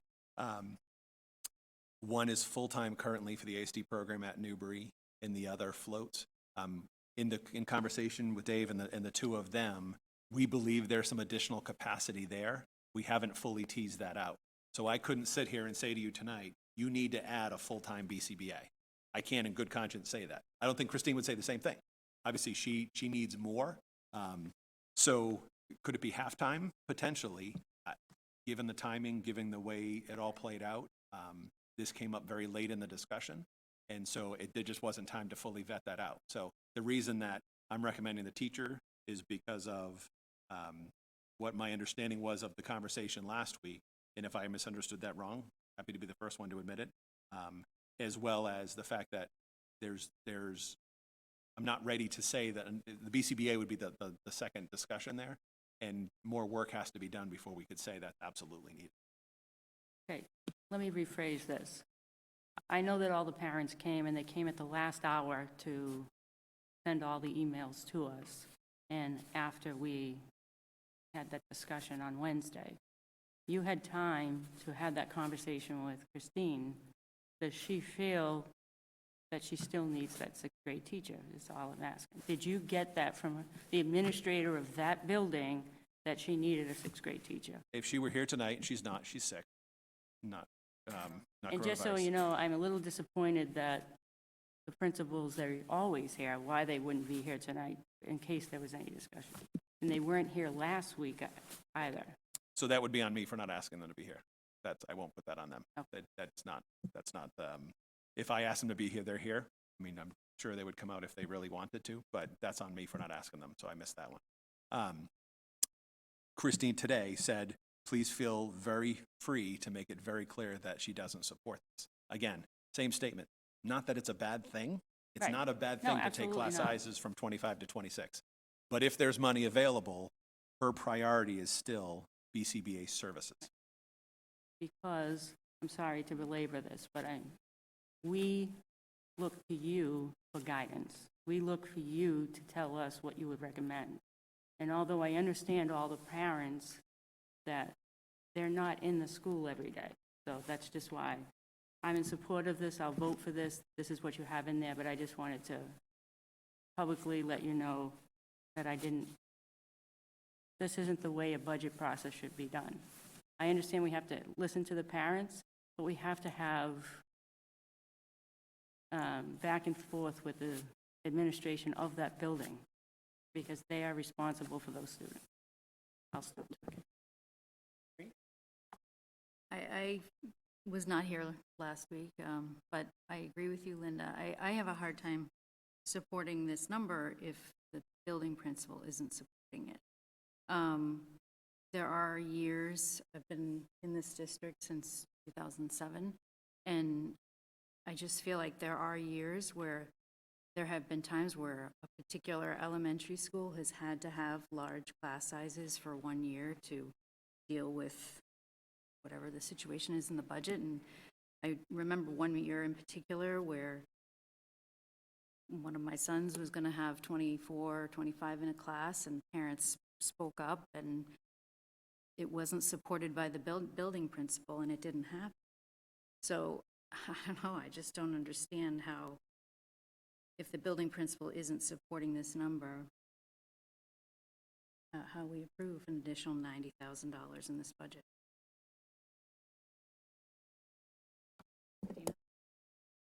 Well, I'll say I was one that I think that this should be in there, not only because of the parents, but I raised that issue before we voted the tentative budget, because in the school council minutes, it was raised then, and from my reading of it, I had the feeling that the principal was not opposed to it. I won't say supported it, but was not opposed to it. The fact that in sitting here and listening to some of the parents and reading their emails, that there is some sort of, and I don't know the details, behavioral issues, or, you know, we all know how there are sometimes classes that come through that it's the mix of the kids, and this mix seemed to have issues that needed smaller class sizes, from what I can understand. I did say last week, too, that if the BCBA was the better way to go, as long as these kids had support.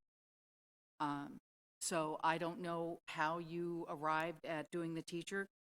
That's fine. If you think the BCBA is a better use, I get it. But I still maintain that somehow, some way, those 75 kids apparently need more support. Ask a question.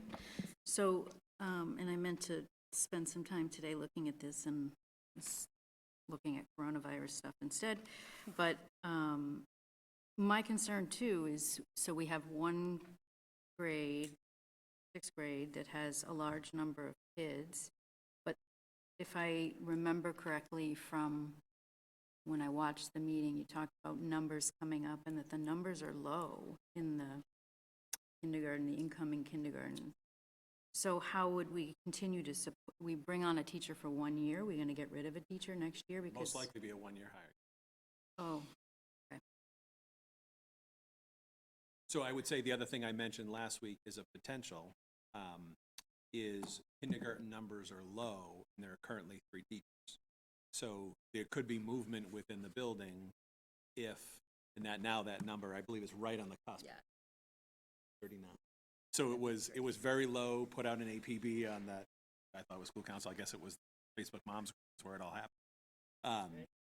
And there were a bunch of new registrations that happened. So now we're at 39, so it's 2 sections. So that third teacher, with move-ins and continue throughout the spring, in all likelihood, we will need the teacher, which would mean that it would be a one-year hire. If we didn't need that teacher, there would be a loss of funds because of tuitions lost, and then we would need to reallocate that individual, so then it would be a movement for 1 year, but then it could swing back. But there is absolutely a potential that'd be a. And there's also, just not insurmountable, but Marissa and I were fans of not getting rid of. There's 4 classrooms at every grade level at Pine Grove School, and through the whole project, this whole concept of and you've seen it, the extended learning areas, which are literally, you will drool over them if you haven't seen them yet. They're awesome spaces, but it took the 4th classroom. So there are only 3 classrooms for grade 5 and 3 classrooms. Reconfigure. It's a full-size space, but it's not a traditional 6 section.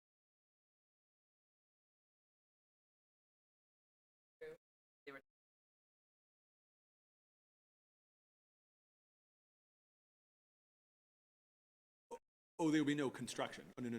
No, it would just be using an existing space. No. And yes, they could do it in the space of the week, and it is very significant. It'd be like 25, 30. Go figure. Cost inflate. Yeah, so make that clear. There would be no construction here. It would be using an existing room that's roughly the size, standard 8 square foot room, from a group space back to it. It would not take away extended shared.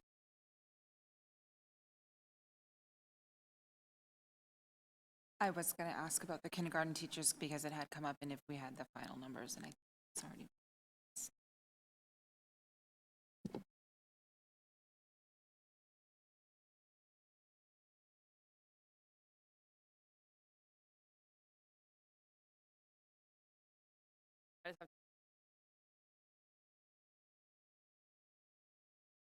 Potential for choice here.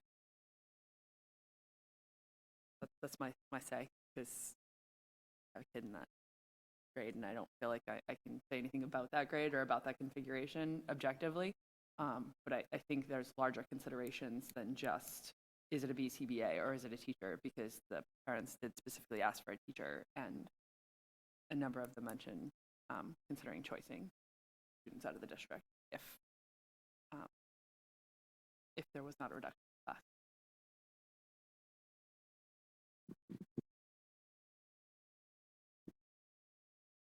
So, go ahead, Paul.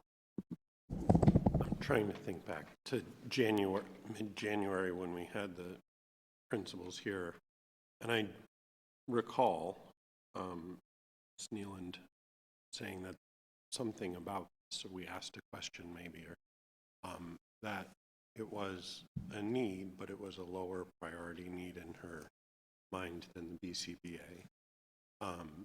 And in general, I would tend to agree with the assessment that was made at the time that the BCBA has a bigger impact on the whole school. But Paul isn't here, and so I'm going to hesitate to speak exactly for him. But as I recall, both of us were kind of saying right now that the community is asking for this. And as you said, they were very explicitly in some of those emails talking about choice. And there is sort of also the element of we have to protect our long-term financial health when the community comes asking the way it did in the last 2 weeks for something really specific that does have a financial impact. I find it hard to say that, well, no, this would be a better use of our funds and we're going to use those funds in a different way, even if it would have maybe a wider impact, because that wider impact may or may not come to fruition. But seeing that in there, I'm saying, yes, we responded to what the community is asking for us. But I also agree that there probably are better ways to spend $80,000.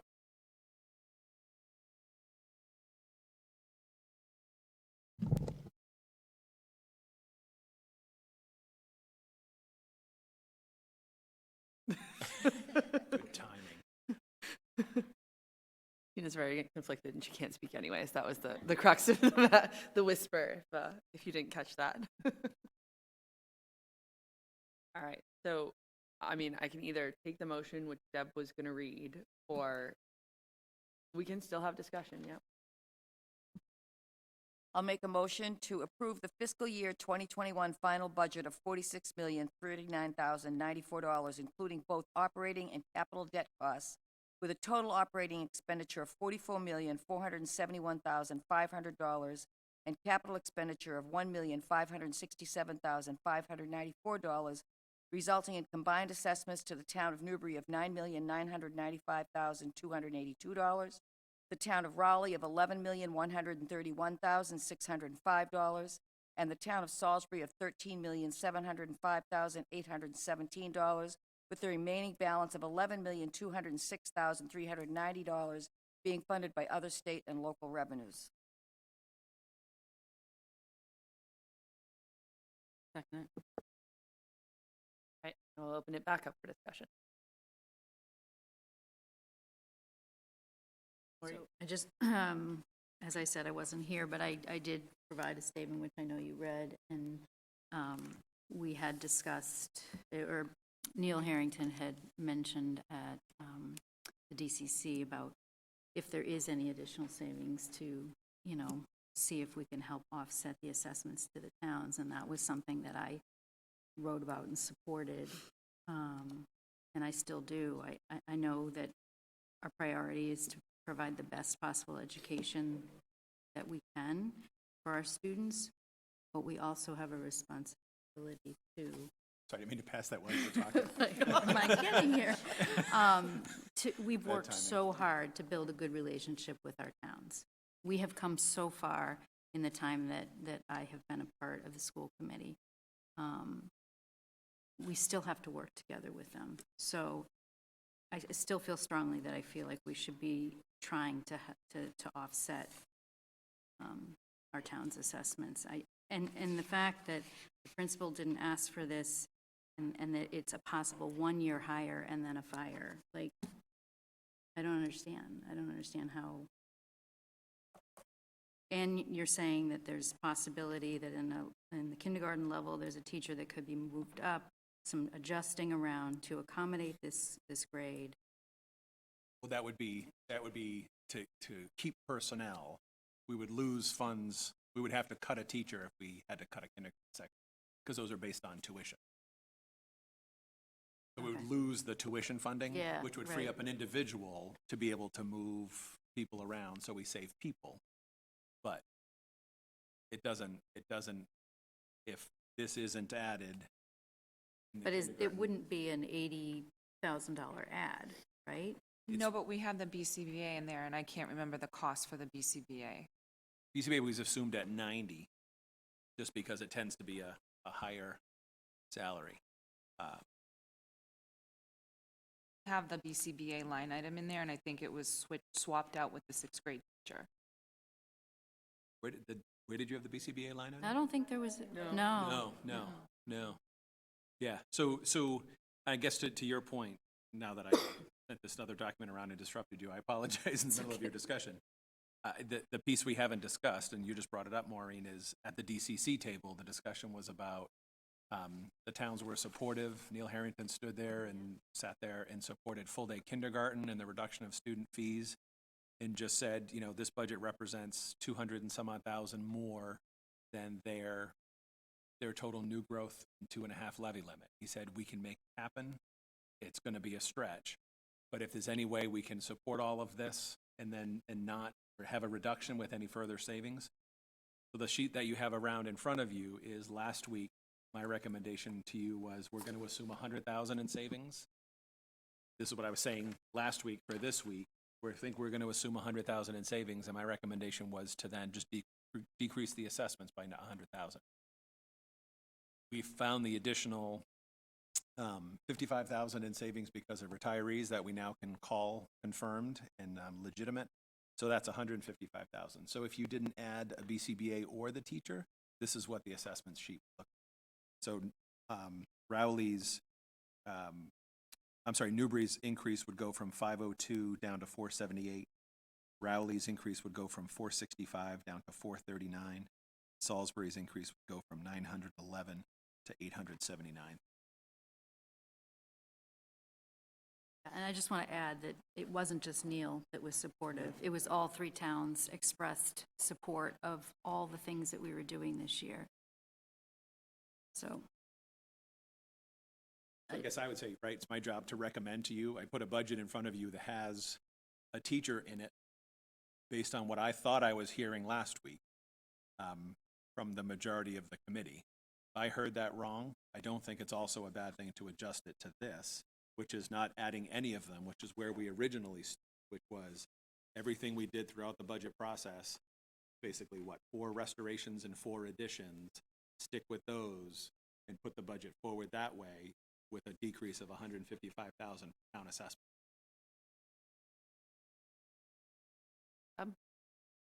I certainly understand what Maureen's talking about the relationship between the 3 towns, because when I first got here, the budgets were discussed on the golf course. So things have changed a lot in the last, a real lot. However, our mandate, our responsibility, our job is to put forth the best education we can for the committee. And I understand there was a need to get the conversations off the golf course and out in the public. I understand that. But our mandate is to do what best to do.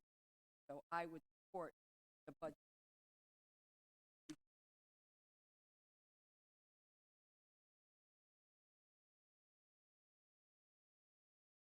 Oh, go ahead. I was waiting to see who to call on next. I want to remind everybody that we are, as you had noted before, potentially going to have to vote to use E&D again this year.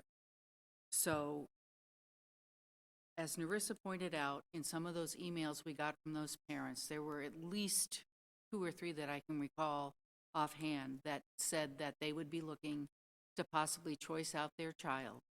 We are already seeing an increase in choice out, which I don't like seeing. We are better than that.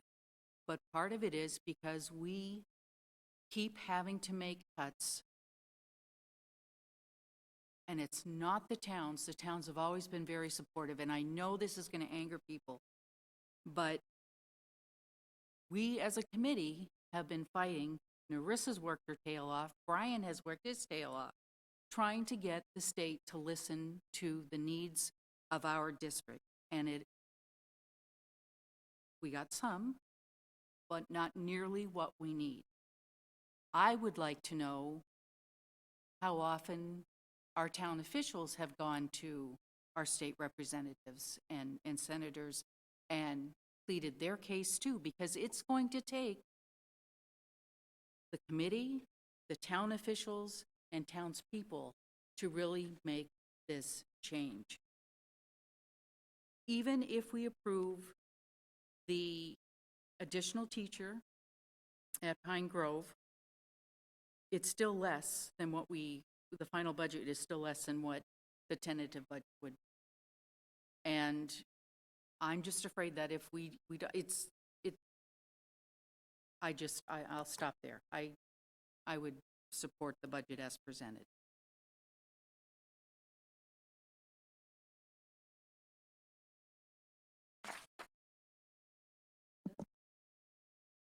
That was a no? Okay. I wasn't sure if that was a me or a no. Okay. I guess we've come to the point where we have to take a vote, and then we move from there, depending on what the results of the vote are. So we've got a motion and a second. All in favor, please raise your hand. Okay. 2 oppose, or I should ask, oppose? Abstention or oppose? Oppose. So that's 6 to 2. That gives us a pass on the budget, as it is. So, I mean, we've been working on this for months. I am proud of this committee for not having a lockstep vote, for being in a situation where we are all speaking our minds, I am thankful to our town for having supported us through all of this because it has been a good experience.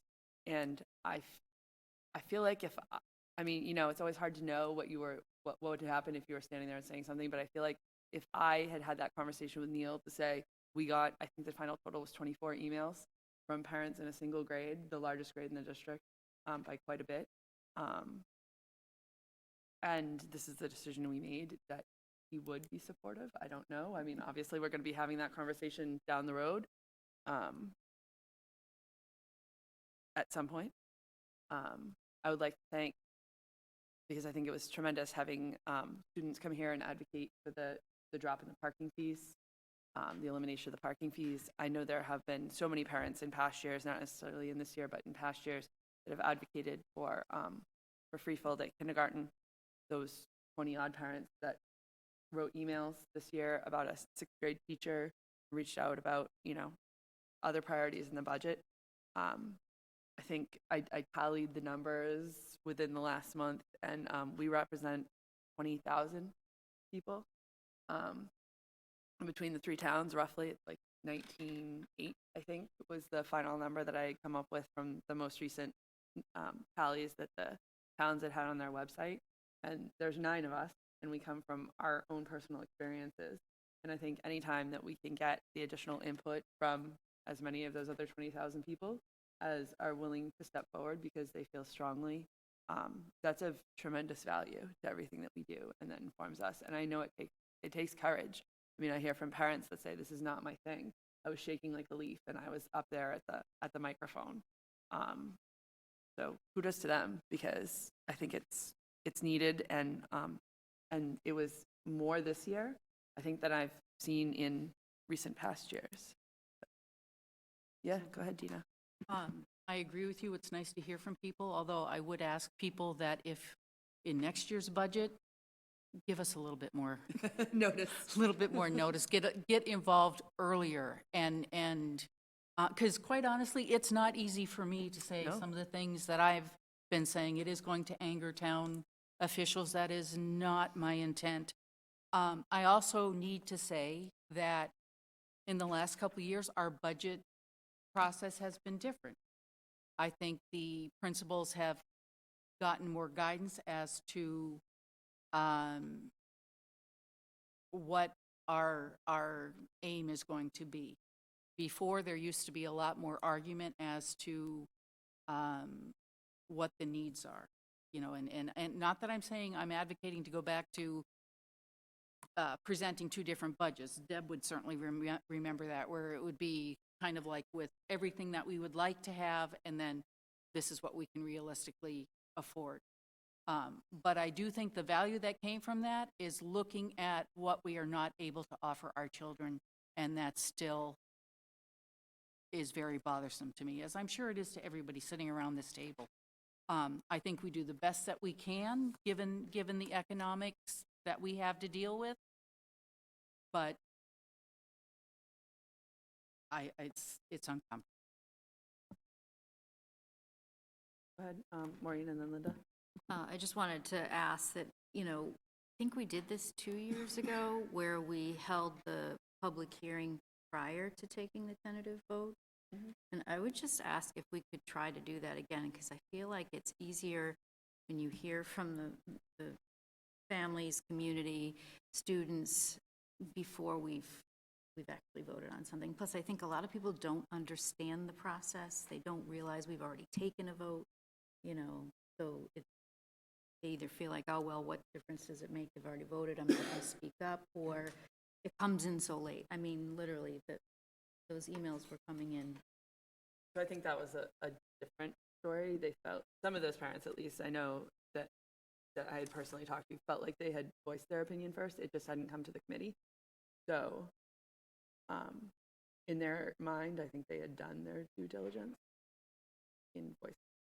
I mean, who did they voice it to? I got an email from one parent. And I know at least a few of them went to Christine. So, or that's what I was told. I mean, I haven't had the conversation. Okay. Well, it was evident in their school council minutes. if it would help the process to have the public hearing Yeah, I was gonna say- prior to the tentative I vote. have to double check MGL, but I think we'd have to hold 2 hearings, right? So last year, and I don't remember the reason why, we held an additional hold public two? hearing. Okay. We have to hold you have to hold a public hearing on your tentative budget. So you have to vote the Okay. budget, you sit on it for vacation, and then we hold a public hearing. So the public hearing is a post-tentative vote. Last year, and again, I don't remember the reasoning for it, I don't remember. We added an additional in between I think where we had a regular budget discussion, that became a hearing and a discussion. So it was a formal hearing, but it wasn't an MGL required hearing. That was an additional. Just as I think in the future, for a Yeah, it's not a situation bad- like this, it Yep. would be helpful if you have parents that are speaking on a certain issue like this teacher, the principal should be here as well to talk about it. So, I'm just gonna piggyback off of that, and that, I think, is the biggest issue that I have, is that I wanted to hear from Christine to let us know. And I encourage parents to come here and talk to us and advocate for what they feel they need for their students. That's what we're here for, and that's what the community's here for. And I know that we've had issues with the towns in prior years. I know it's been tough talking to them, tough listening to what they had to say to us, because we all work so hard around this table, as well as the administration. And just not having the voice of that principal head, I think, is what drove me to the decision I made on this. And if these parents did go to Christine and advocate, and she didn't listen, then that's on Mr. Forget to fix that as well. I think that's the biggest part right here that I have a problem with. I've never had this dilemma, because I know we want to be as a committee to all vote on the same thing. But knowing what we promised the towns and what we should be promising our communities, that we're going to put forth the best that we can, it probably is true that they need this sixth grade teacher. We look to you guys for the guidance. Yeah. I'm proud of what we've done over the last few years, and I know that we're going to miss Deb and Dina for their experience and knowledge that they have.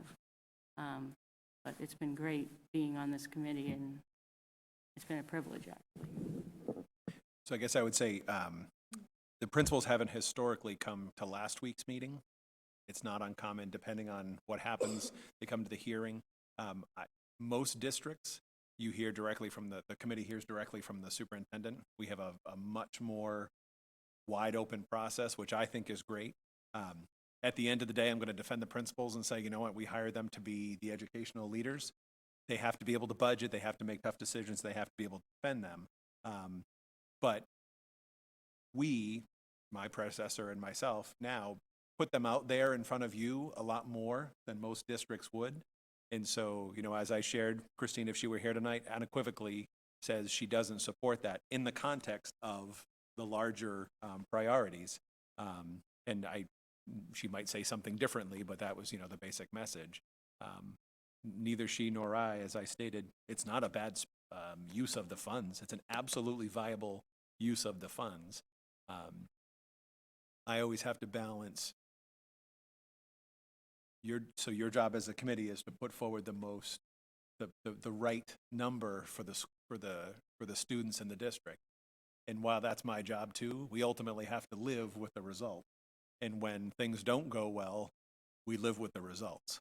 And so I think I always want to make sure I'm being sensitive to the fact that the principals have to go back and work with teachers and have to go back and work directly day in, day out, day in and day out with parents.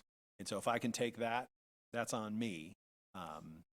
But I understand your point, absolutely. And I will say too, the principals, it's, you know, those who've been around a long time, is a little bit of PTSD. So a decade in doing this, and when you go in and ask for the same things, obviously it changes year over year, but when it's the same things added and the same things requested, and we're either going backwards or staying status quo, it's hard. It's hard to keep faith in that process. And that's not a statement about the committee or the towns or the teachers or anyone. It's just reality. So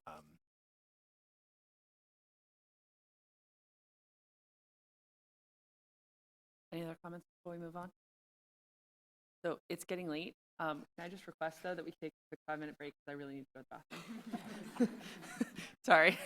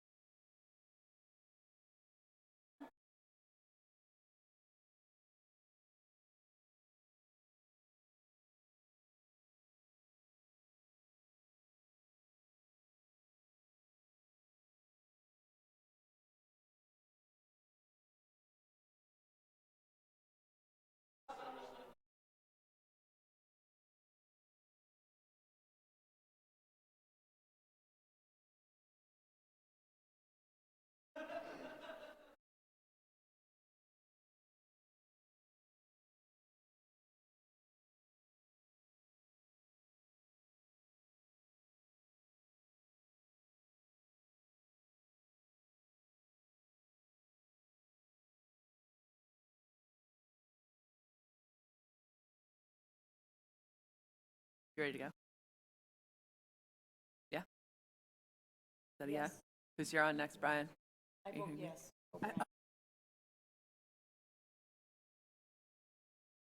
Sorry, we back on? Yes, Sorry. we're gonna Literally come back from break. 20 emails from superintendents in that time. Wow. Um, All right, moving on. I hope not. 2020, 2021 school year calendar? 2020, 2021 school year So calendar. hard to say. So, in your packet, you have the calendar as it was. I can't remember if we put it in the packet or talked about it. I'm sorry, this time, last month? I'm not. Last month, okay. So, last month we talked about it. We had proposed the first day of school being the Wednesday before Labor Day, and then students reporting on Wednesday and Thursday. We would have convocation on August 31st, professional development on Tuesday the 1st. Students would return for classes Wednesday and Thursday, September 2nd and 3rd, and then the 8th, the day after Labor Day, since it's so late, that would actually be the 3rd day of school. In doing that, we had to push one full PD day into the school year, which was very common in the past. Actually, it used to be that both of the days were scheduled throughout the course of the year. There have been periods, my 25 years, where they were the last 2 days of the school year. Long ago in a land far away, it was always the last 2 days, 3 days of school after kids got out. And then it was pushed during the school year. And then in recent years, they've been pushed to before students start. So this year we need to push 1 day into the year. And then in this calendar, the orange half PD days, we were moving from Friday to Wednesday. Then in scheduling the additional full professional development day, our proposal was to use Election Day Tuesday, because that's several area districts actually end up using schools for elections and so have to close. So there's PD happening and there's regional professional development happening for all groups, but mostly for all of our kind of low incident groups where we have a few PE teachers or a few OTs, PTs, speech pathologists. So that was the proposal, and then the other proposal was moving the half day for Good Friday from Friday to the 23rd of December. So obviously, if Good Friday is a religious day, anyone who needs to take the day, it's a religious holiday, certainly people would be allowed to take that, whether students or faculty, as they would for any Jewish holidays. So that, in this document, you now have the exact same thing we proposed last month, except for now we've actually moved the half day from Good Friday to the 23rd of December. Everything else is the same. In the interim, since we last spoke with Narissa, and we put out as simple a survey as possible, and trying to word it for basically kind of capture what I said to you last month, which was, we know everyone likes Fridays, right? Universally, we've asked that several times in several ways over the past. So the message was, so we kind of need to go off of that. And Narissa did a video. If Fridays, then what's your second favorite? Got a lot of emails to say, still like Fridays, to which I said, that wasn't the question. So certainly a lot of folks took the opportunity to email me and say, just reaffirming my belief in Fridays, and tried to explain the reasoning for pulling away from Fridays, both for the efficacy of the programming after a long week for educators, as well as half days on Fridays. If it's going to be a short day and make it a long weekend, heck, might as well not just come in and make it a real long weekend. And that would be true for students and faculty as well. So the survey, there was an explanation. Obviously, Narissa did the video. The question was, for the half days, what's your preference if it's not Friday, and for the full day? So half days, it was just under 40% wanted Mondays, under 5% wanted Tuesdays. Wednesdays, a little over 34%, a little over 21% Thursdays. So the preference is statistically fairly evenly split between Mondays and Wednesdays. and then with a slight preference for Mondays, and then so close to, more than 77% for Mondays for the full day, 2% for Tuesdays, 11% for Wednesdays, and about 9.5% for Thursdays full day. So overwhelming preference for Mondays for the full day, with a split for the half day. So that's the question as we move forward to approve this. If you were to approve it as is, you would align fairly well with the question about the half day on Wednesdays, being the slight second lead there. But then to move the full day to the election day, obviously that's a restricted day, that have to be a Tuesday, then that would certainly go against the will of, there was 488 individuals. Deb?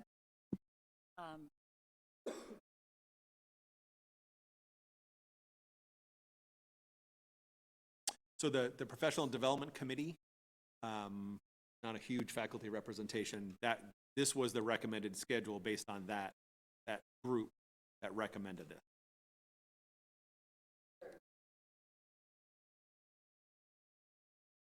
My other comment would be that I think, obviously, they want Mondays. They think, oh, goodness, it's another long weekend, possibly.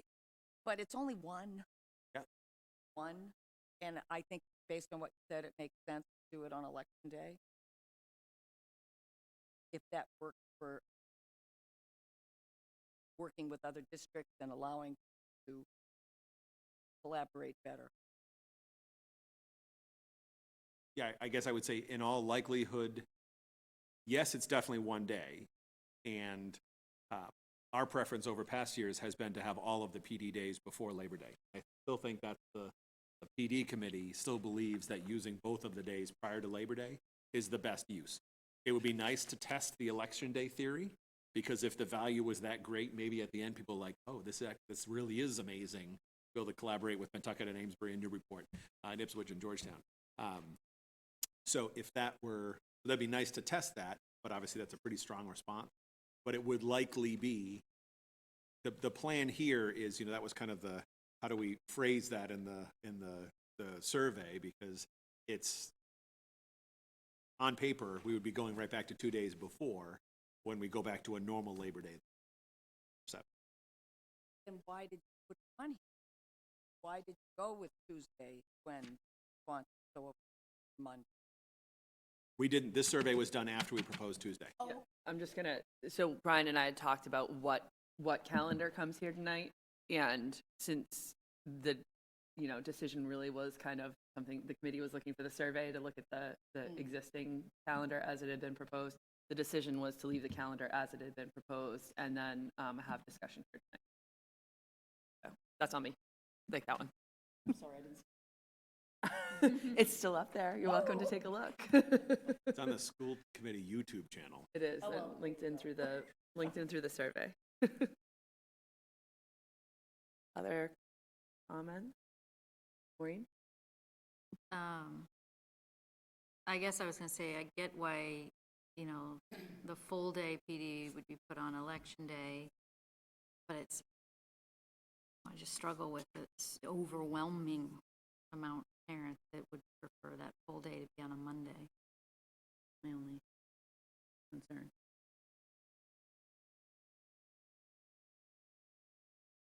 Anybody? You got nothing? I had a different question. Oh, go ahead. So we're having graduation on a Saturday next year? Always on a Saturday. I know, but I thought you were proposing Fridays. Well, it's listed tentative, right? Yeah, so this year, we had the discussion. Discussion was timely because I will miss graduation. Because Pentucket's the same day. So we attempted to have that discussion this year, and it wasn't strong, and we're like, okay, we're not pushing this, certainly not going to be that superintendent that rushes everything around him. So that's still a discussion. There's still interest in that. That's why it says there are still a lot of people who really like the idea of a Friday Night Lights graduation. There are a lot of so that was going to be we'd have to make that decision early on in the year, by early on in the year next. We'll be auditioning Brian and Kim lookalikes. That's later right. on. So you know.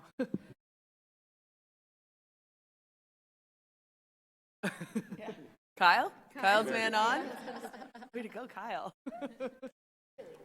Is, I get to choose. No one can say no. is that the way it is? 5 years old. You're the president, she's the vice president, so he's the chair, so he That's has right. to speak? Speaker of the House. Designated servant. I'd like to nominate Brody Hawk. Just saying, I just said, it's going to be someone under 5. Any other comments on this? So I like the idea of the Wednesdays. I mean, it's such a close divide there for half days. It makes sense to stick with the Wednesdays, especially since apparently, the administration and the parents agree on. For the full day, I have to tell you, I am so split after I got the opportunity to attend another district PD day where they invited in teachers from other districts. So the other districts were still running school, but there were some teachers that got to come in and do this PD, and it was tremendously powerful. I mean, I don't know how long the email was that I wrote Kim, but it was really long. It's pretty long. It was pretty long because it was just a good experience, and I was only there for like 4 hours. So I think that experience is tremendous, but I really worried with this flow of results days that we'd have tremendous problems. I know one of the path is that if they don't have somebody to kid, at the end of that, for that, I guess, that day that we lose, we put them in a bad spot, right? It's not a situation. Why? Other organizations.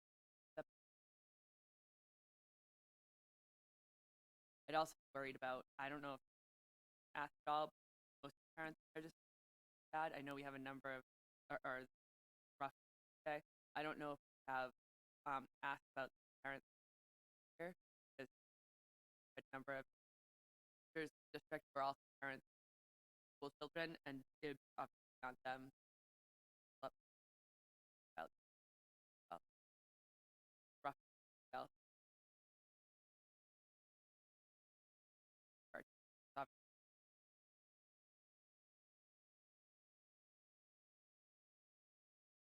I was just going to point out, in comparison, Tuesdays Yeah. on the other survey is also the lowest. So it must be something about Tuesdays. It's not. In 15 years teaching, I've had full-day PD on election day 13 years. It hasn't really been a problem that I've heard about from other teachers, like, oh, why are we doing this? We can't find childcare or anything. Like, it's just, it's coming. You can plan for one-off.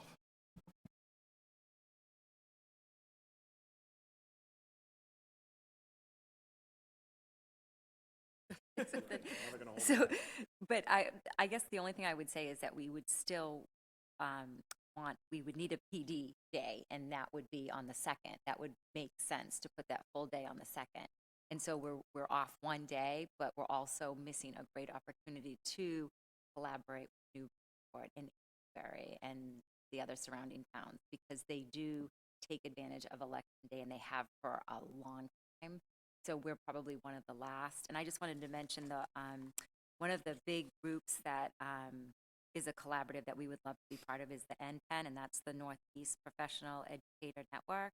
And so on that particular day, people join this network just for this Tuesday, because it allows for collaboration for the visual and performing arts, which is very timely because we have new standards that have just been released for them. So that would be a wonderful opportunity.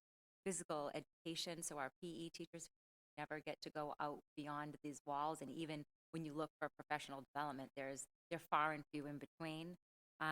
Library information technology, which is again huge because our media specialists are asked so much, and they would have some wonderful resources out there for people who have already made the transition to find out what they're doing, as well as early childhood. World language has a new set of standards that are coming out as well. Guidance, EL, OT, PT, and speech and language pathology. So it would be, I don't want to miss out on this opportunity for Tuesday, because eventually it sounds like it would be just voted for that Monday. So just by moving it one day, we miss all of these types of collaboration. It only occurs once a year, and everybody around the area has determined that this Tuesday would be the all hands on deck. Our teachers are not part of that. And then to move it to Monday, it's just like one day. I don't know. But I do understand the parents' perspective as well. And we had a meeting with Kids Club today and talked about what would that look like if we did Kids Club for the little still need. Yeah. For a full day program. Yep. It's an option. Yeah, we just started talking about that today. So, but it's certainly. Talk about cost. Yep, I want to say it's about $1,000 because I looked at it today to join this particular network, but you have access to this particular day as well as meeting information, and they have provide resources as well. Yeah. Yes, absolutely. Yes, I don't know, but I think there's like two. No, I think that one broke off because this one got so large. Yeah. It's huge. Yeah, sorry. I have it on good authority that it's that for specialists, there is minimal opportunity. Minimal opportunity. Kim just listed off a whole lot of people who, when we are just working within this district, rarely get an opportunity on professional development days, and that would be very, very valuable. Very valuable. And I also think that over the years, if I've had an opinion and I'm not sure, I will defer to the professional educators that we pay to do the job. And I think that the benefits to having it and being allowed to collaborate with other districts and giving teachers who rarely have an opportunity, a chance to do something positive to help them educate our students, I think that value outweighs the potential maybe inconvenience somebody on a Tuesday, because if this is announced, and it's one day, it's not a series of Tuesdays, it's one day, I think the value outweighs the inconvenience.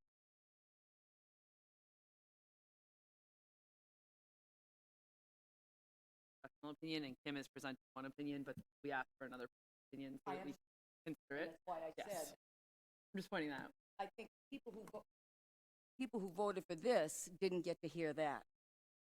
Yeah, and to be fair, my original video was 4 minutes long, and Brian said it was too long. So just to be fair, it's Brian's fault. I think if parents who have children who use the specialists, who benefit from the specialists, I think if they had that information, it would be a more informed decision that they might be able to make. Yeah. Any other comments on this? I think I would be okay with this if we had a child care alternative for families. I mean, I think that's the big thing that's missing, because when you have just one day off, as far as I'm aware, you either have to go out and find, you take a day off from work, right? Or you have to go out and find a personal someone to come in and take care of your family, because those big like vacation style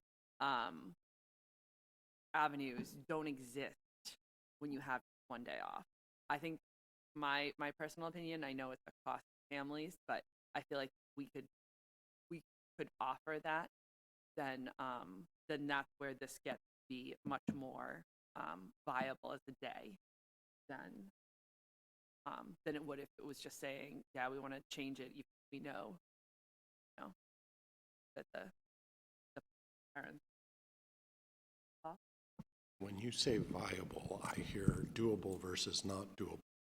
And virtually every district that I know of in the state is going to have that day off. So doing it is, right, it's certainly a viable thing that families around the state do, and that people around the state are able to plan for. And most places aren't going to have kids club sort maybe not most, but a lot of places aren't going to have a kids club alternative. And I'm going to come back to, it's a one-off, you have to plan for it, it's an expense for it, but when you know it's coming 8 months out, you can usually do it and figure it out if you have that difficulty. I know I've planned for 10 in the last couple of years, seeing them on the calendars for my 2 children, and yes, it's inconvenient, but I also want my children to be getting the best education they can in professional development. Key piece of this, and this is where we get the most buck. To be fair, though, most school committees are not making, right? There's a priority there that we don't have to weigh in on, which is we don't have to close our schools because we don't have elections in our, right? That's it. Most schools do most. Not around. Yeah. A day. I'm just saying it's not, other school committees aren't necessarily having this discussion on having that day off. They're having a discussion more on there are going to be voting booths in our schools. We cannot have school that day. It's a beautiful elementary. This is true. I mean, can definitely offer Never that. had that.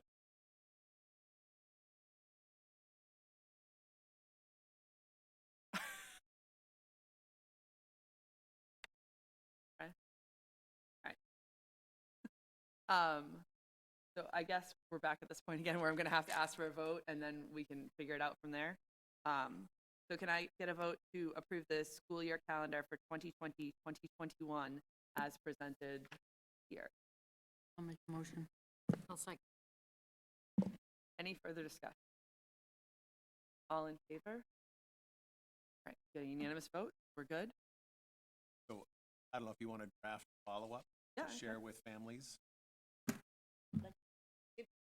I was going to say, that is a great idea. She loves videos. Deb, you got something going there. That's good. Just like that. You got a job. No, but I think having Kim provide some information and crafting a message out. Put the couple graphs saying this was the response, but here's why we made the decision. I feel like families ultimately, when information, I think Tina was saying this last talk, whatever decisions made, whatever it is that was last week, whatever the decisions made, we have to communicate. And I think we communicate this well. There's a justified reason for not.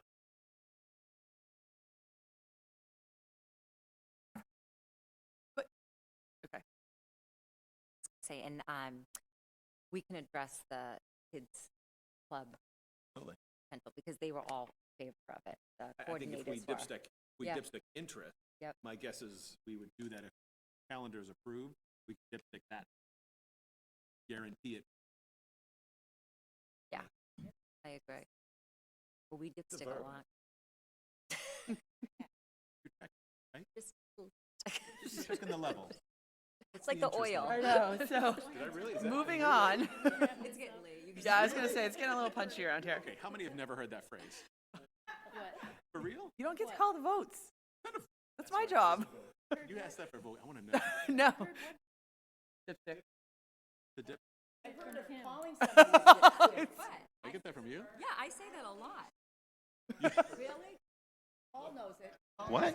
It's Okay, all in the we're losing education it. It's getting literature. worse, guys. All right.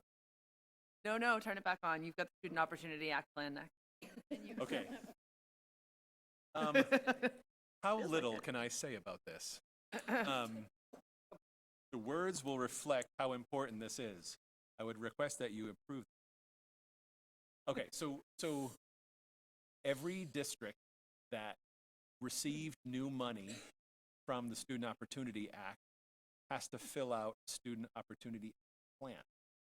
For the 57% of the cities and towns who didn't get an additional dime over what they got previously, requested and said, well, we didn't get any new money. Well, we kind of did because the circuit breaker was part of the Student Opportunity Act, even though this is Chapter 70. So we have to fill out this plan. One of the approved uses actually lists it early childhood more universal free full-day preschool, but they did allow and say free full-day kindergarten viable month. So we're using the Chapter 70 figure, which is roughly 68,000, and we're allocating 75,000 towards free full-day K this year. So we're calling that our use of the new student opportunity funding and approving and submitting this. It's actually not a document that gets submitted. It's actually a survey gizmo that I'll complete on behalf once you approve the plan. It's basically cutting these blocks of information. We have to, so it was some discussion, Narissa and I had some discussion I submitted to the Department of Ed to say, are we on the right path? Is this good? I got a response today and said, we don't have any time to review these, just go ahead and submit it. So, so the answer was no, there's no feedback. But we were talking about, I had Narissa take a look at it and Kim just to take a look. My understanding is that the measures, the metric by which we're going to measure impact, they're going to fill in data sets, setting targets and such. So where it's very literacy heavy, as far as DIBELS and awareness or ELA event. Yeah. Rather than adding math to that mix, let's start with ELA. If they're okay with that, who knows what this is going to turn into. Hopefully it turns into nothing. We don't have to do these again.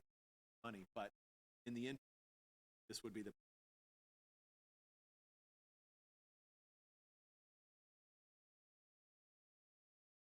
I'd just like to point out that not only is Brian calling for votes now, he's actually voting for us on the bottom of page 2.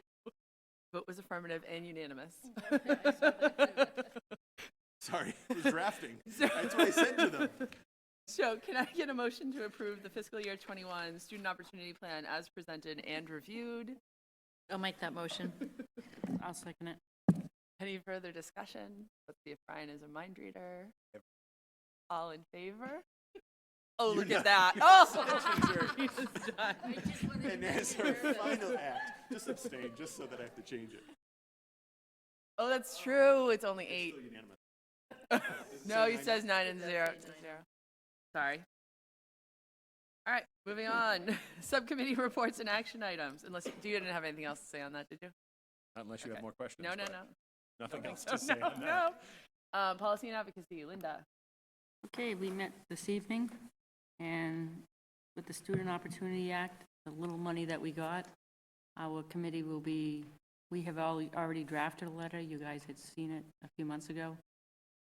We're attaching, what are we attaching, Narissa? Data. Some data. Data. That form, what's that form called? The data form. Oh, it's a Google form. It's an interest form. Yeah, so we're gonna be sending out, If you want to join us, join in our crusade. to get as little money as we get. That's a good one. So we're going to be advocating to tell them how much little money they got. Yes. And then next month we'll be going over, or, is it next month we'll be going over the policies, correct? The new policies? Yes. So you got them as a, Yes. Linda now has them.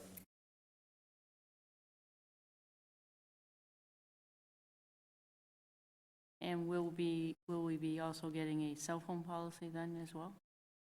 It is currently out for.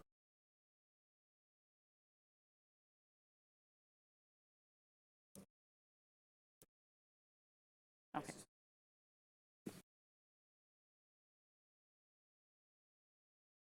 Okay. That's probably a larger discussion. I will tell you the 31, vast majority of them are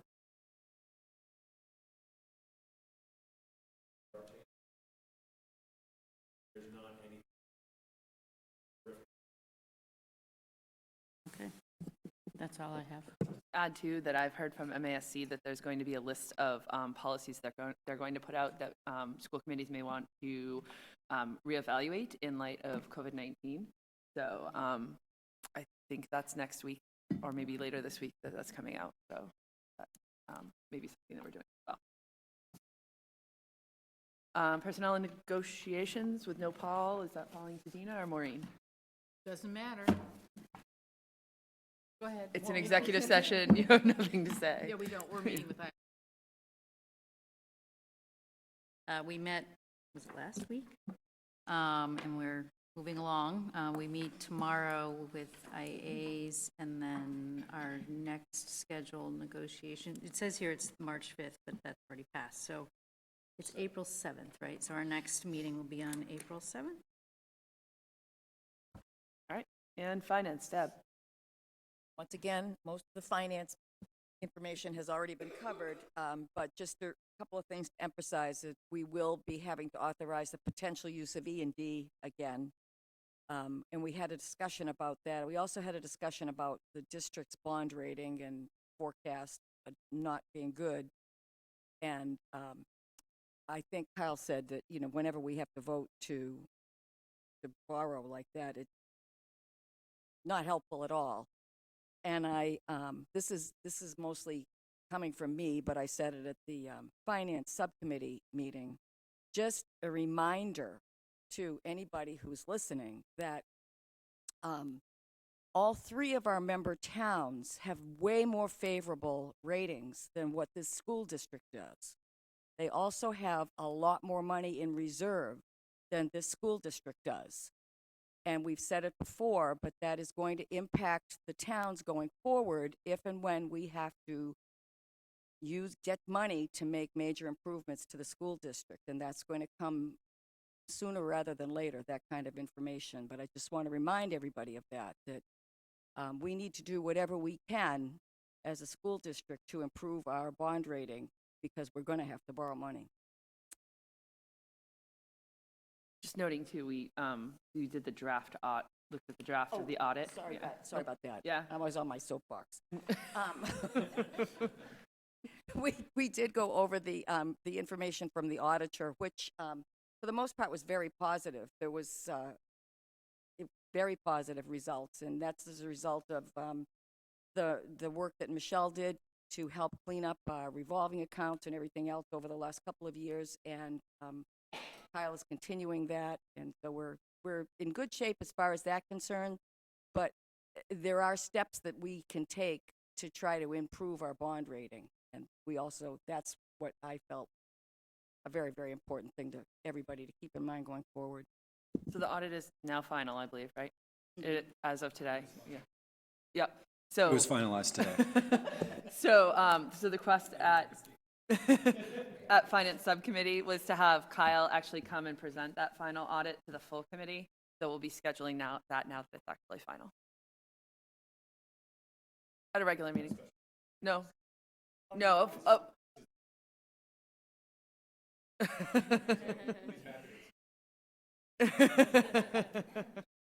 He's the new Brian. He better, step up to the mark. On steroids. Right. So that'll be scheduled. We're gonna have to juggle for April again. I had mixed feelings about pushing off Jeff Clark because I feel like we're sort of delaying the inevitable because April's going to be a heavy month as well. But given that we're ending at 9:53 tonight, I felt like taking one more thing on tonight just wasn't good. So this may be a little kicking the can down the road. We may have to, deal with it in April. But yes, so that is the intent right now. We do need to go over that audit, while it's fresh, sooner rather than later. So lacking Paul Lees, can I get a motion to adjourn? I'll make a motion. Yeah. Linda said. I'll second. I'm seconding. Oh, any further discussion? Nope. All in favor? All right, thank you very much.